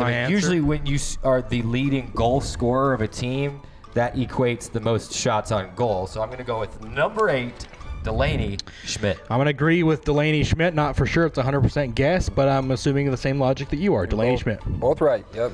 Delaney Schmidt has 30 shots on goal. So 4 questions in. 30 shots on goal? She scored 10. Yeah. She put 30 on frame. Wow. We're going to have to contain her tomorrow afternoon as well. So. All right, Dixie State defense and goalkeepers, we're ready. 4 questions in, still tied 3-3. Question 5 coming up. So we got 3 questions left on the Know Your Foe Trivia Challenge. Dixie State women's soccer team taking on Dallas Baptist. It's taken me an awful long time to erase. You told me to write big. Right. It's taking me an hour to erase but my, I mean, you can write in a fashion in which it's susceptible to be erased quickly. So I mean. All right. Tied at 3. Question 5. Jeremy. Which team has the better shots on goal percentage this season? Shots on goal percentage. Which team has the better shots on goal percentage? This is one of those. This is one of those fun stats that I'm not sure Carrick pays attention to. And better shots on goal if we all remember percentage. So that would be Is this like shots on goal per game? So it's gonna be shots on goal divided by total shots. Divided by total shots. Which I probably shouldn't have. Essentially asking who's scored the most goals. No, we're asking who's had the most shots on goals, percentage-wise. So, but I mean, it's like 3-point percentage. The percentage is per game. The percentage what's breaking down, correct? Well, I don't know if it's necessarily per game, but it's just this season. Total it's just this season. Total this season. So I mean, it's like 3-point percentage. So you're essentially asking who has the most shots on goal. Yes. Yeah. No. I don't know. You figure out however you want to figure it out, but they're asking for the shot on goal percentage, and I think what right now you're doing is just stalling. You're not asking for the number. Either you have who had the most. Either you have the answer or you don't. It's either Dixie State or Dallas Baptist. So you either have the answer or you don't. This is one of those questions. If we remember last time on the Know Your Foe segment, there was a diamond in the rough question that was asked about the actual mascot of Simon Fraser, which I still remember to this day, which is McFog the dog. And this is maybe my diamond in the rough answer here as we go forward. I'm going to go first, and I'm going to say Dixie State. They have a shot percentage of .511 compared to .484 shot percentage for Dallas Baptist. And I'm going to say Dixie State as well, because when you've scored more goals than the team you're playing, you are bound to have more shots on goal. Both correct. Dixie State has the higher shots on goal. All right, fair enough. Still tied. This is a good one. 4-4 after 5 questions. I got the first one right. Carrick got it wrong. And now, what are we going to do in case of tie? Do we have a tiebreaker question? Is there a tiebreaker question that you have just in the event that we do have a tie? I have 7 questions. I can maybe come up with one more. I can maybe come up with a. No, this is soccer, so we will settle it with penalty kicks. Fair enough. We'll do a penalty kick settlement. It may be in a future show. All right, question 6. Let's move on. All right. This is kind of a give me, but what is the Dallas Baptist mascot? I think this is a gimme. Carrick said it earlier. Yep. And did I say the nickname or the mascot though? I don't know. Let's see. You go first this time. Patriot. Yep. Patriots. Akin to the New England Patriots, who is Carrick's favorite football team. That is far from the truth. Although I am a big Kyle Van Noy fan. Fair enough. All right, this is it. This is it all comes down to this. It all comes down to this. We are what is it 5-5? 5-5. Heading into question 7, right? This is the final question. So a little quicker. This is palms are sweating. This is gonna break the tie, hopefully, and maybe if not, we might have to have a sudden death tiebreaker if Jeremy can think of another question right off the bat. But let's get to the final question. Let's do question 7. What 2-time World Series champion played his senior year at Dallas Baptist? Oh my word! I knew on one of the links that you sent there was notable alumni of Dallas Baptist, and I knew, and I just two-time World Series champ. What if I could tell you who he won the World Series with? Well, I mean, how do you know the team and not the player? That seems like a more interesting one. Because I have a semi-photographic memory, but not a full. I just remember seeing. Well, what was the team? I'm not going to tell you. I'm not going to tell you. You're a baseball guy. All right. I don't know. I am going to. It's basically going to be a guess. Hopefully for both of us. What if I give you the first name? That doesn't work. Either you give us the full name. You're not going to try to asterisk. You're not going to asterisk your way to this one. I could give you guys a hint. No hints. No hints. I'll reveal first. Total guess. But I'm going to say Chase Utley. No. And Freddie, your answer? Hold on. Freddie Hernandez. Nope. Freddie Garcia. Both wrong. So it's the Freddie. 2016 World Series MVP. Do either of you know that? 2016. Well, this doesn't count. We both missed the question. Both missed the question. 2016 World Series. That was the Cubs? The Cubs won it. Schwarber? Nope. Chris Bryant?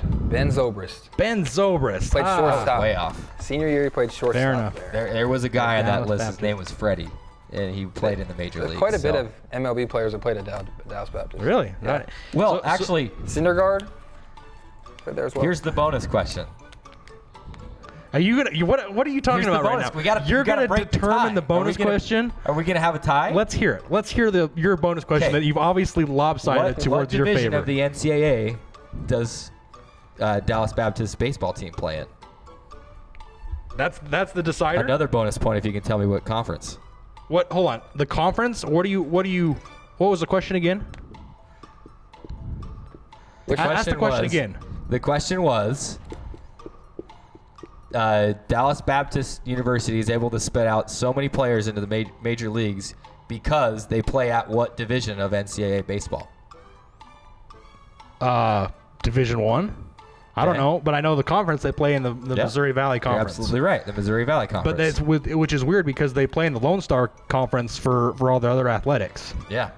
So that's kind of interesting. That is kind of interesting. That didn't give you any real. Well, I mean, I was the one that wrote. I was the one that wrote it on the board. I know, but I knew that. Here's what we'll do. We have our interview next with Coach Gustin. We have one final segment at the end. Maybe we'll have Jeremy go do a quick little research or something like that and come up with a tiebreaker or some sort of way to do it while we're chatting with Coach Gustin. So. Okay, because we are out of time on the segment. So this is a first. This is a Know Your Foe first. It is tied at 5-5. We both missed 2 questions. So that's a great idea. That's exactly what's going to happen. Jeremy's going to go back in the control room. He's going to look up another question. He's going to find a tiebreaker question, and we're going to determine a winner. But it's got to be maybe do something with a stat that's like closest to, so that we can for sure, even if we get the question wrong, if we don't know the exact stat, because obviously we can't research anything else. But do a closest to, so that we can definitely determine who wins. You can't try to influence the questions. We got to take a break. Fair enough. We could just hit it at ties. This was a soccer segment, so I'm 1-0-1, and Drayson's You're 1-1-1. 1-1-1. We got to get the break. We got to take a break. We're going to get back to the basketball court. Women's basketball head coach J.D. Gustin will join us next on the show. Jeremy, thanks for helping us out on Know Your Foe. We'll see you in a couple of minutes with that tiebreaker question. Timeout and back with women's basketball head coach J.D. Gustin. Radio Dixie 91.3. Young the Giant, something to believe in. John, what song do you want to hear? Next, Miss Calendris. It'll be on the SWAT team, the SWAT team. That's a fantastic situation. I should talk to you. I was going to talk to you last time.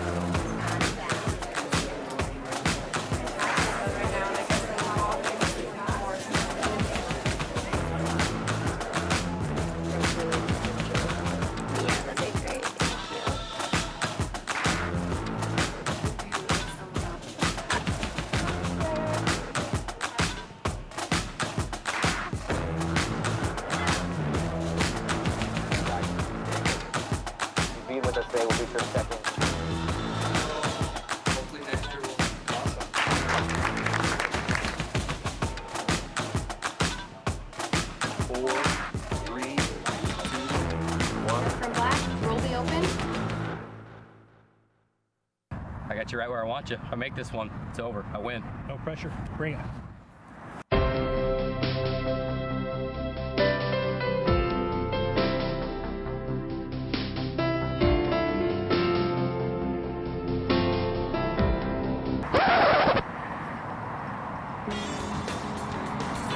We may not always play good, but when we want to look good, we come to the Dixie State Campus Store. Located on the 2nd floor of the Gardner Center. We'll see you there.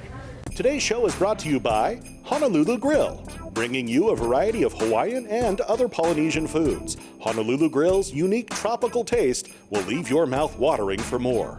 Located at 706 700 South in St. George. Honolulu Grill, come feast with us. Welcome back inside Studio A, inside the Jennings Communication Building on the campus of Dixie State University. Trailblazer Weekly March is on. It's our 2-hour special today, and I guess you could call it our holiday special as well. It's the only show, the full show, that we will have in the month of December, and we had a lot to cover today. We had to finish things up with football head coach Paul Peterson. We talked with men's basketball head coach John Judkins as we get into the basketball season, and now we're wrapping up our basketball talk today as we welcome in the women's basketball basketball head coach J.D. Gustin. Coach, thanks so much for stopping by the show today. I know you finished up practice, an hour or so ago, and you made some time for us afterwards. We appreciate that. Yeah, thanks for having me, and happy holidays.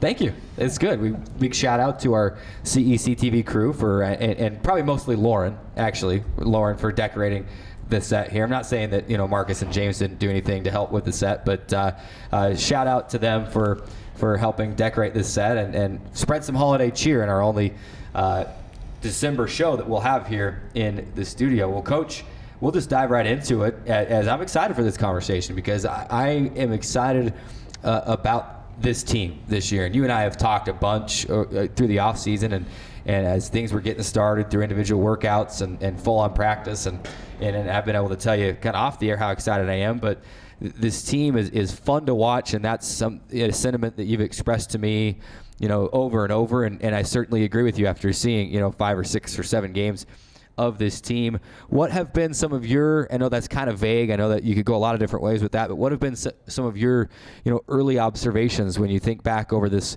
first 7 games? You're 5-2, doing some good things, obviously still learning a lot about each other and a lot of new faces, but what are some of your early observations as you've been able to kind of go back and think about these first 7 games? Well, first of all, thanks. And before we get into it, I want to just give a quick shout out to Coach Peterson for football too. Sorry. I'm just a big fan of his, and I really I love college football. I love watching his team. I think he has a tremendous staff. I love the way they go about their business, and so I'm super happy that they had just a great year. And you're a Utah guy, right? Does Utah get into the I'm playoff? a University of Utah. Oh, absolutely. There's no doubt. I'd love to have that. I'll talk about that all day long. I'm a big fan of Coach Whittingham. Let's put a few minutes aside at the end of the interview. We can circle back to that. No, that's great. Coach Peterson did a fantastic job, and we're big football fans as well. But excited about the basketball season as well. And excited to pick your brain and see what you think about these first 7 games and kind of the trajectory that's putting you guys on for this year. Well, it's been a lot in a short amount of time. I guess I appreciate you saying that we're fun to watch. I don't necessarily feel that way, yet. I think we have potential to do that for sure. I guess I really like this group. I think we're more talented than we've been before here. I think that we get along better. I like our culture. They seem to care about what we're doing and each other, and that means a lot to us. And I think our biggest weakness is just simply not playing together enough. We don't have the experience that maybe some other teams do. And but once we get a little bit of that, I think we're going to have a chance to compete at a pretty high level. Yeah, and you mentioned that, and it's it's got to be difficult. I mean, not only is this Division II, and we can harp on that all day long, and luckily we don't have to worry about that any longer than just this year. Next time we're in this position with the season started, you would have had 30-something practices under your belt, and you're good to go. But that's hard enough in and of itself, just having that shortened calendar. But you've got so many new faces this year and very talented basketball players.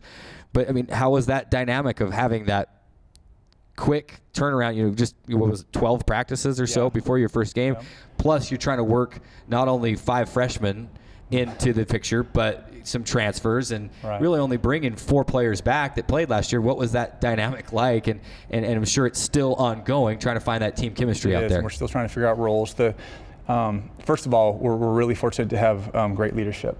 Allie Franks has been just a tremendous leader for us, and she's really taken those young kids under their wing, and very grateful for her. And Loftus is doing a good job, and our new kid Chesney Stevens is, and Deschke Olsen. So we have good leadership. And then the addition of Matt Legursky and Kaylee Quinn to help Coach Yazzie and I has been significant. So those factors have really helped us with this process. Coach, it seems like one of the big emphases for your team this season has been on the defensive end, and obviously holding opponents to under 60 points per game, 35% from the field, 28% from beyond the arc, and so it seems like the defense has been kind of one of your main focuses this year, and you can tell that the team really is getting after it defensively and wants to put in the energy necessary and the effort necessary to be good defensively. What kind of emphasis have you been putting on defense this season? Yeah, that's a great question. Thank you, Jason. Yeah, there's no question that's that's been the number one priority, number one key. We had to get better defensively. Part of that has been Coach Zagurski. Part of the reason why we're able to get him here, because we talked about this before, he has a significant resume, and to have him for a year at D2 is I don't want to say comical, but it's we're just fortunate to have him. Part of the deal was that I turned that over to him, and he's just got a great defensive mind and just a great defensive scheme. And I still want to score. I like to score. How we're going to combine those things that remains to be seen. But there's no question that his impact on that end has been significant for us, and grateful for it. And maybe part of that, added defensive energy that you guys have, maybe has the fact to do that you're now in the second season as a member of the RMAC, where last season you might not have known each team and their offensive philosophies and their personnel, where now this season you might have a better understanding and a better idea of who you're matching week in and week out. Does the second season in the RMAC have something to do with just not only your defense but your team's performance overall? Great insight. Yeah, absolutely. Thank you so much. Yeah, there's no question about that. And I kind of rolled the dice last year trying to be a run and jump press style of team. I'd never done that before in my coaching career. I wanted to see if we could do it. Didn't work out for a couple different reasons, personnel-wise, but also you just mentioned doing that on the road at a mile high is really hard. And if I would have known that, then we probably wouldn't have tried that. You know what I mean? But you live and learn, and it was still fun, and did our very best. But yeah, there's no question that is a significant piece of this. We're chatting with women's basketball head coach J.D. Gustin here on Trailblazer Weekly. The Trailblazers off to a 5-2 start, and excited to get back at it again this weekend with the two South Dakota schools coming in this weekend. We've talked, Matt and Kaylee's names have come up a couple of different times, and they have been significant additions. And I wrote the press release when Matt was hired, and so I was able to see that resume and go, whoa. This guy, he knows his stuff, and he's been around the block a time or two or three or four or five. And take us through the process of getting him here. And I know that probably going Division I had a lot to do with it, but you coached together at Utah, so there's a previous relationship there. You knew him obviously before here. Take us through that situation or that process of getting him here and the impact that he's had on this team. Well, when I was the head coach at Westminster, I would go up and watch Utah's practices, both the men and the women, and got to know their staff a little bit, and got to know Matt. He actually became roommates with an ex-college teammate of mine. Got to know him better there. He would come to watch our games at Westminster, and then when I had the opportunity to go up there and work, we just became close. Just learned a lot about each other, and then when things didn't work out at Utah, and he had an opportunity to go do some other things in the women's game, but then decided not to explore those opportunities because of his family. I don't know. I have a huge respect factor for him for making that decision. It's something that a lot of folks don't do. And so when this opportunity presented itself, when Dr. Booth and Mo Eckroth helped us or give us this position. I went and I begged him. I got on my hands and knees, and it worked out. It worked out good. Yeah. And that's certainly part of, obviously, the balance of being not just a college coach, but a coach at any level. But the college coach, you throw in the travel and the long days, and I have respect for all of you for doing that too, because I've experienced some of that travel as well. I know what that's like, and that's not easy. Talk about bringing Kaylee Quinn in as well, and you talk about wanting to not only be a defensive team, but you want to score the ball as well. Well, here comes a coach in to help you who was a terrific scorer as a college player at Weber State, just up the road. She's in the member of the 1,000-point club through her career there. She spent a year as a graduate assistant at Grand Canyon. What does she bring to the table, and how's she been able to contribute to the team this year? Well, I really liked her work ethic when I coached her at Weber State. I liked her demeanor. She's really a balanced young lady. She doesn't get too high or too low. We talked about the main so when she heard about the Division I thing, she reached out and said, hey, I'd like to get involved, and we were fortunate enough to get her. Her job for us is to help teach our players what it means to be a Division I kid. It's not, you have to be in the gym a little bit more. She was a kid at Weber State that was in there every day. Like, you had to kick that kid out of there. And that's the way that you need to be if you want to be successful. That's if you want to be a 1,000-point scorer in the Big Sky type of thing. And so she knows that, and she's grabbed onto that role, and she is just doing a great job with our kids. One thing, Coach, you mentioned earlier, I wanted to circle back on is some of the, you mentioned Allie Franks, the kind of the leadership that she's shown. 3 seniors on this team, led by Allie Franks, Maddie Loftus, of course, and Chesney Stevens. Just talk a little bit about kind of what the 3 seniors have done as they have, grown and matured and learned the game better, and kind of just the leadership that they've provided to some of the underclassmen on the team. Yeah, well, Allie's been through a lot with me here at Dixie State. She was in our first class, and we had a lot to work on and improve on, and so she's seen the whole gamut. I'm working my tail off. We all are to send her out on a different note than what she came in on. That's very important to me. She's also earned that. She's worked. She's improved maybe more than any player that I've seen. Definitely as a head coach, but maybe ever. She is so committed to what we're doing and dialed in, and can't be more proud of that kid.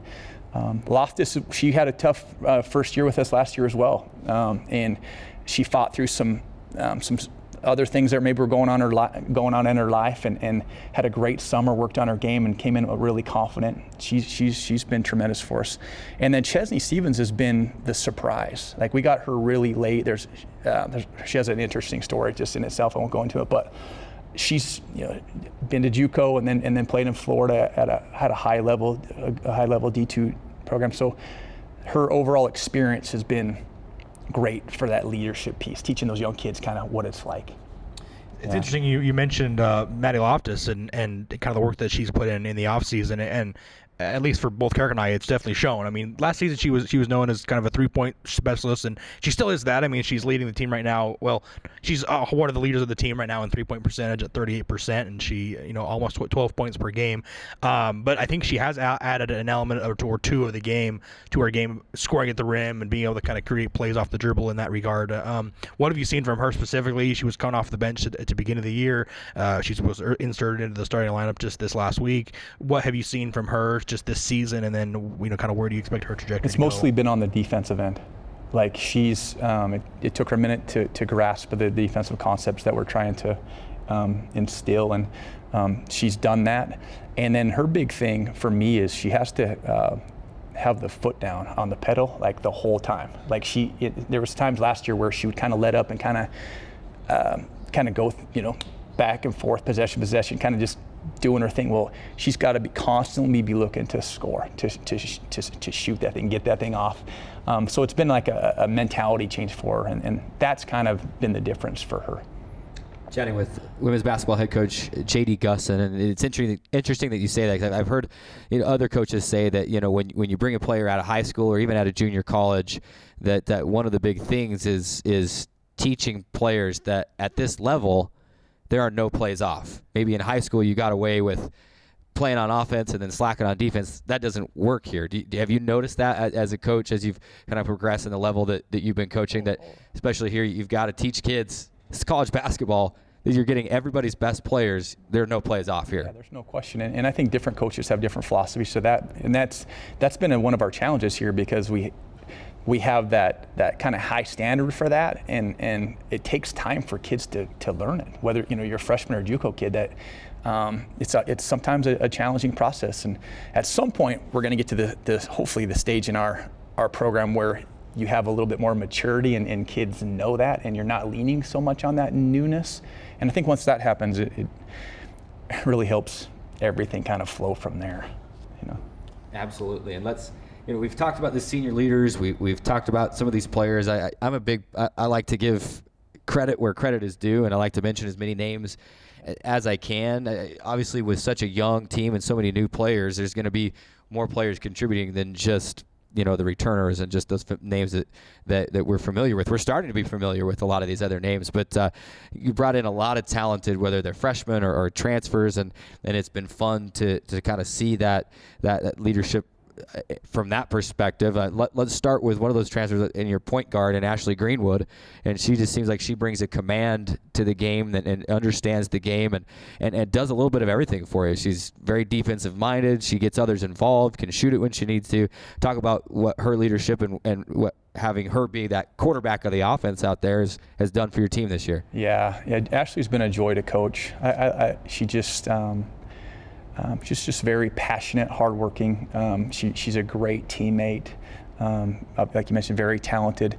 The thing with Ashley is we forget that she hasn't really played much college basketball. I mean, she was at BYU for a couple years, but didn't play, significant minutes there, and so she's still learning a lot. I feel like sometimes she has these heavy expectations to be great right now, and so do I at times. But she has to cut herself a break. At times I do as well. Like experience is, you have to gain it. You have to do it. You have to go through some ups and downs to get that sort of things. And that's where we're at with her. I think she has a chance to do special things here at Dixie State, and we're thrilled to have her here.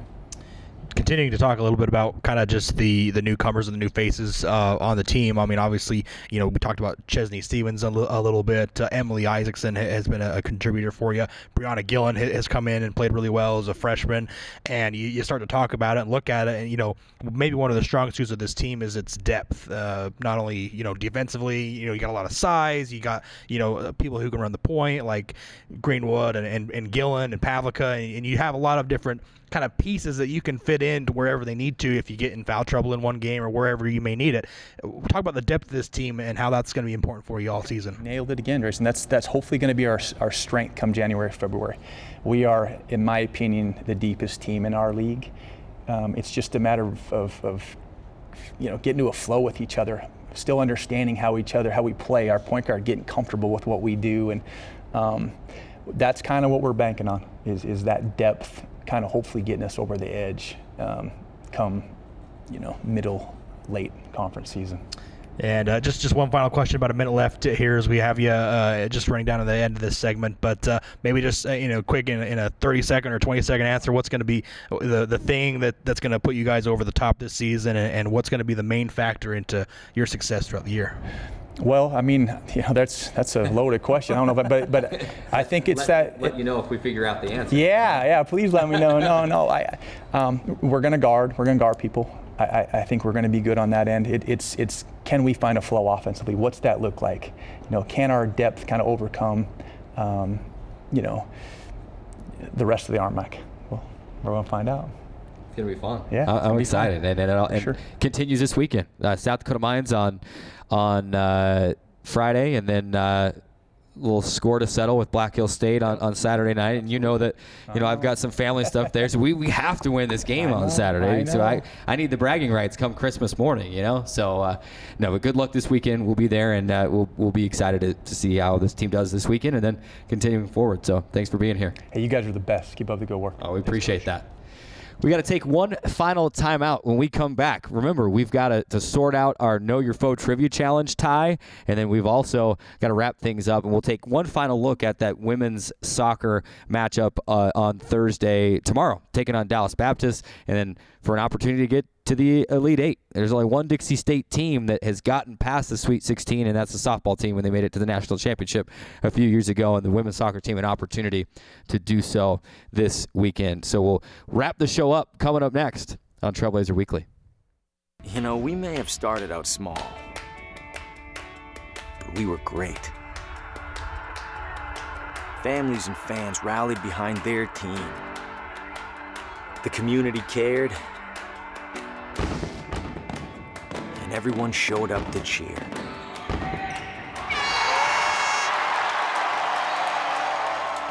Now we're bigger than ever. Dixie State is going to Division I. Here we go in transition, and he throws it down with one hand. Lobs. Catch me. Touchdown, Trailblazer. But at the end of the day, it's the community and fans that make us great. Whether you give $5 or $1,000, every dollar, every seat in the stands, every one of you can help blaze our trail to Division I athletics, because this is our team.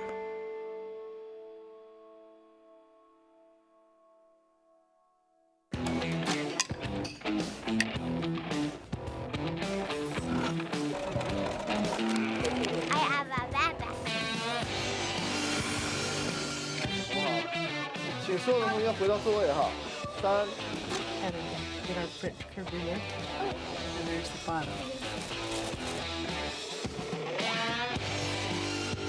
Does this one have more water? Yep. And it's on white. Careful. Where do you find the titans of classical music in St. George?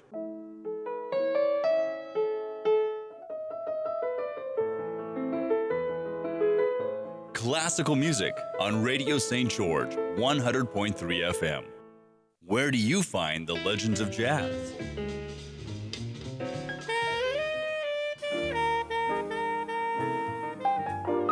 Evenings on Radio St. George, 100.3 FM. The links.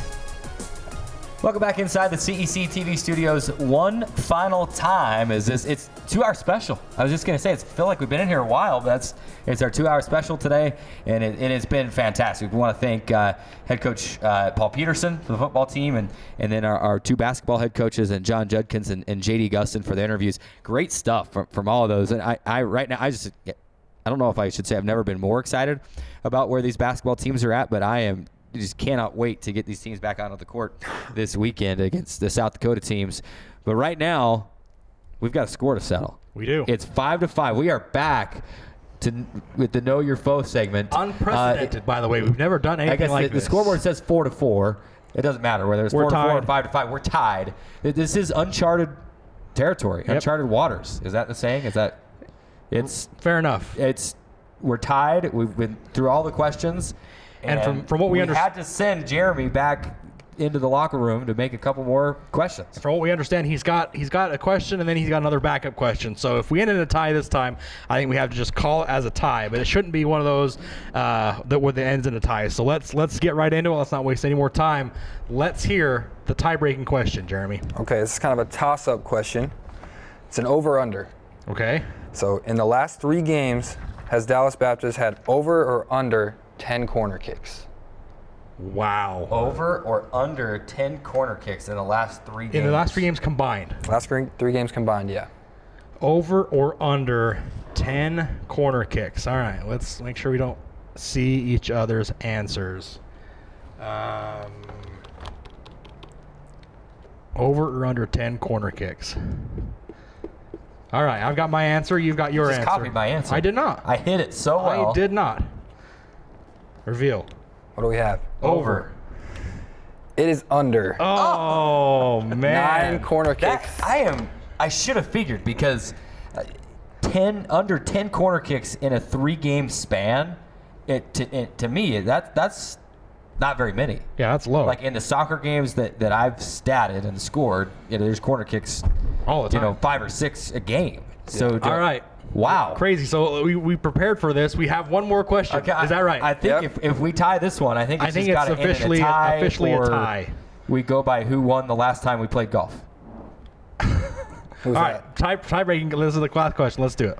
How many goals does Dallas Baptist have on the year? Total goals. How many total goals? This season. How many total goals does Dallas Baptist have on the season? All right. I wonder if Carrick's looking at his notes, and I'm wondering if he's got the right answer. All right. Can we go first or we'll together? Go first. On 3. 1, 2, 3. 47. 47. Oh my. 47. 47. Wow. Oh my goodness. So I guess that settles it then. I guess I need to come up with some tougher questions for you guys. No, I think you did great. I think those were great questions. We both missed different questions. Yeah. Early going. Good notes though. And no, that was good. I think we're just gonna have to. It's only fair that when we're previewing a soccer match, that we have to end in a tie. And you heard my rant about corner kicks. Or maybe you heard my rant about not corner kicks, penalty kicks a few weeks ago. Maybe. And just because Dixie State won on a corner kick, why do I keep doing that? On a penalty kick to advance against Texas Women's doesn't necessarily change my opinion. About penalty maybe here's kicks. what we do. Since soccer ends in penalty kicks, which you don't necessarily agree with, how about we just break the tiebreaker right now and go rock paper scissors? No. I'm not doing that. I'd rather. I'm going to adopt the soccer mentality, and I'm going to take 1 point, and I'm going to get out of here. All right. We'll draw, and I didn't lose. So fair enough. And if you actually look at how many times our women's soccer team this year has tied It's been a lot of time. So Interestingly about that is Dallas Baptist has actually not technically lost a game this season. Nope. 17-0-3. So they have only had ties and wins, I guess, and no losses on the season yet so far. So I guess it's fitting that our soccer Know Your Foe ends in a tie, and hopefully better circumstances will favor the Trailblazers when they take on Dallas Baptist tomorrow.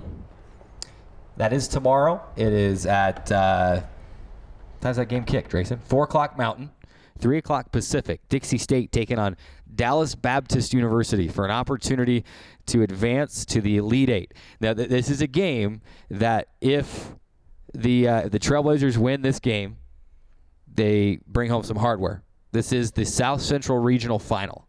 So last week they each came home with like a medallion for participating in the NCAA tournament. The team comes home with a trophy, whether they advance to the Final Four or not. But if they win tomorrow, you are the South Central Region champions.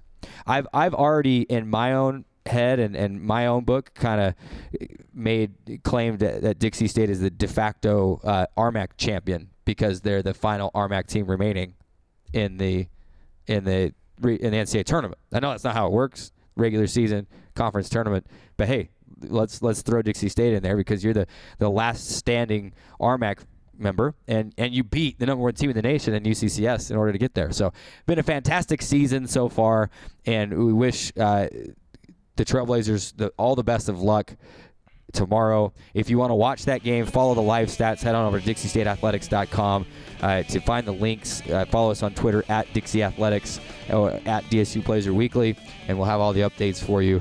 2 hours flew by.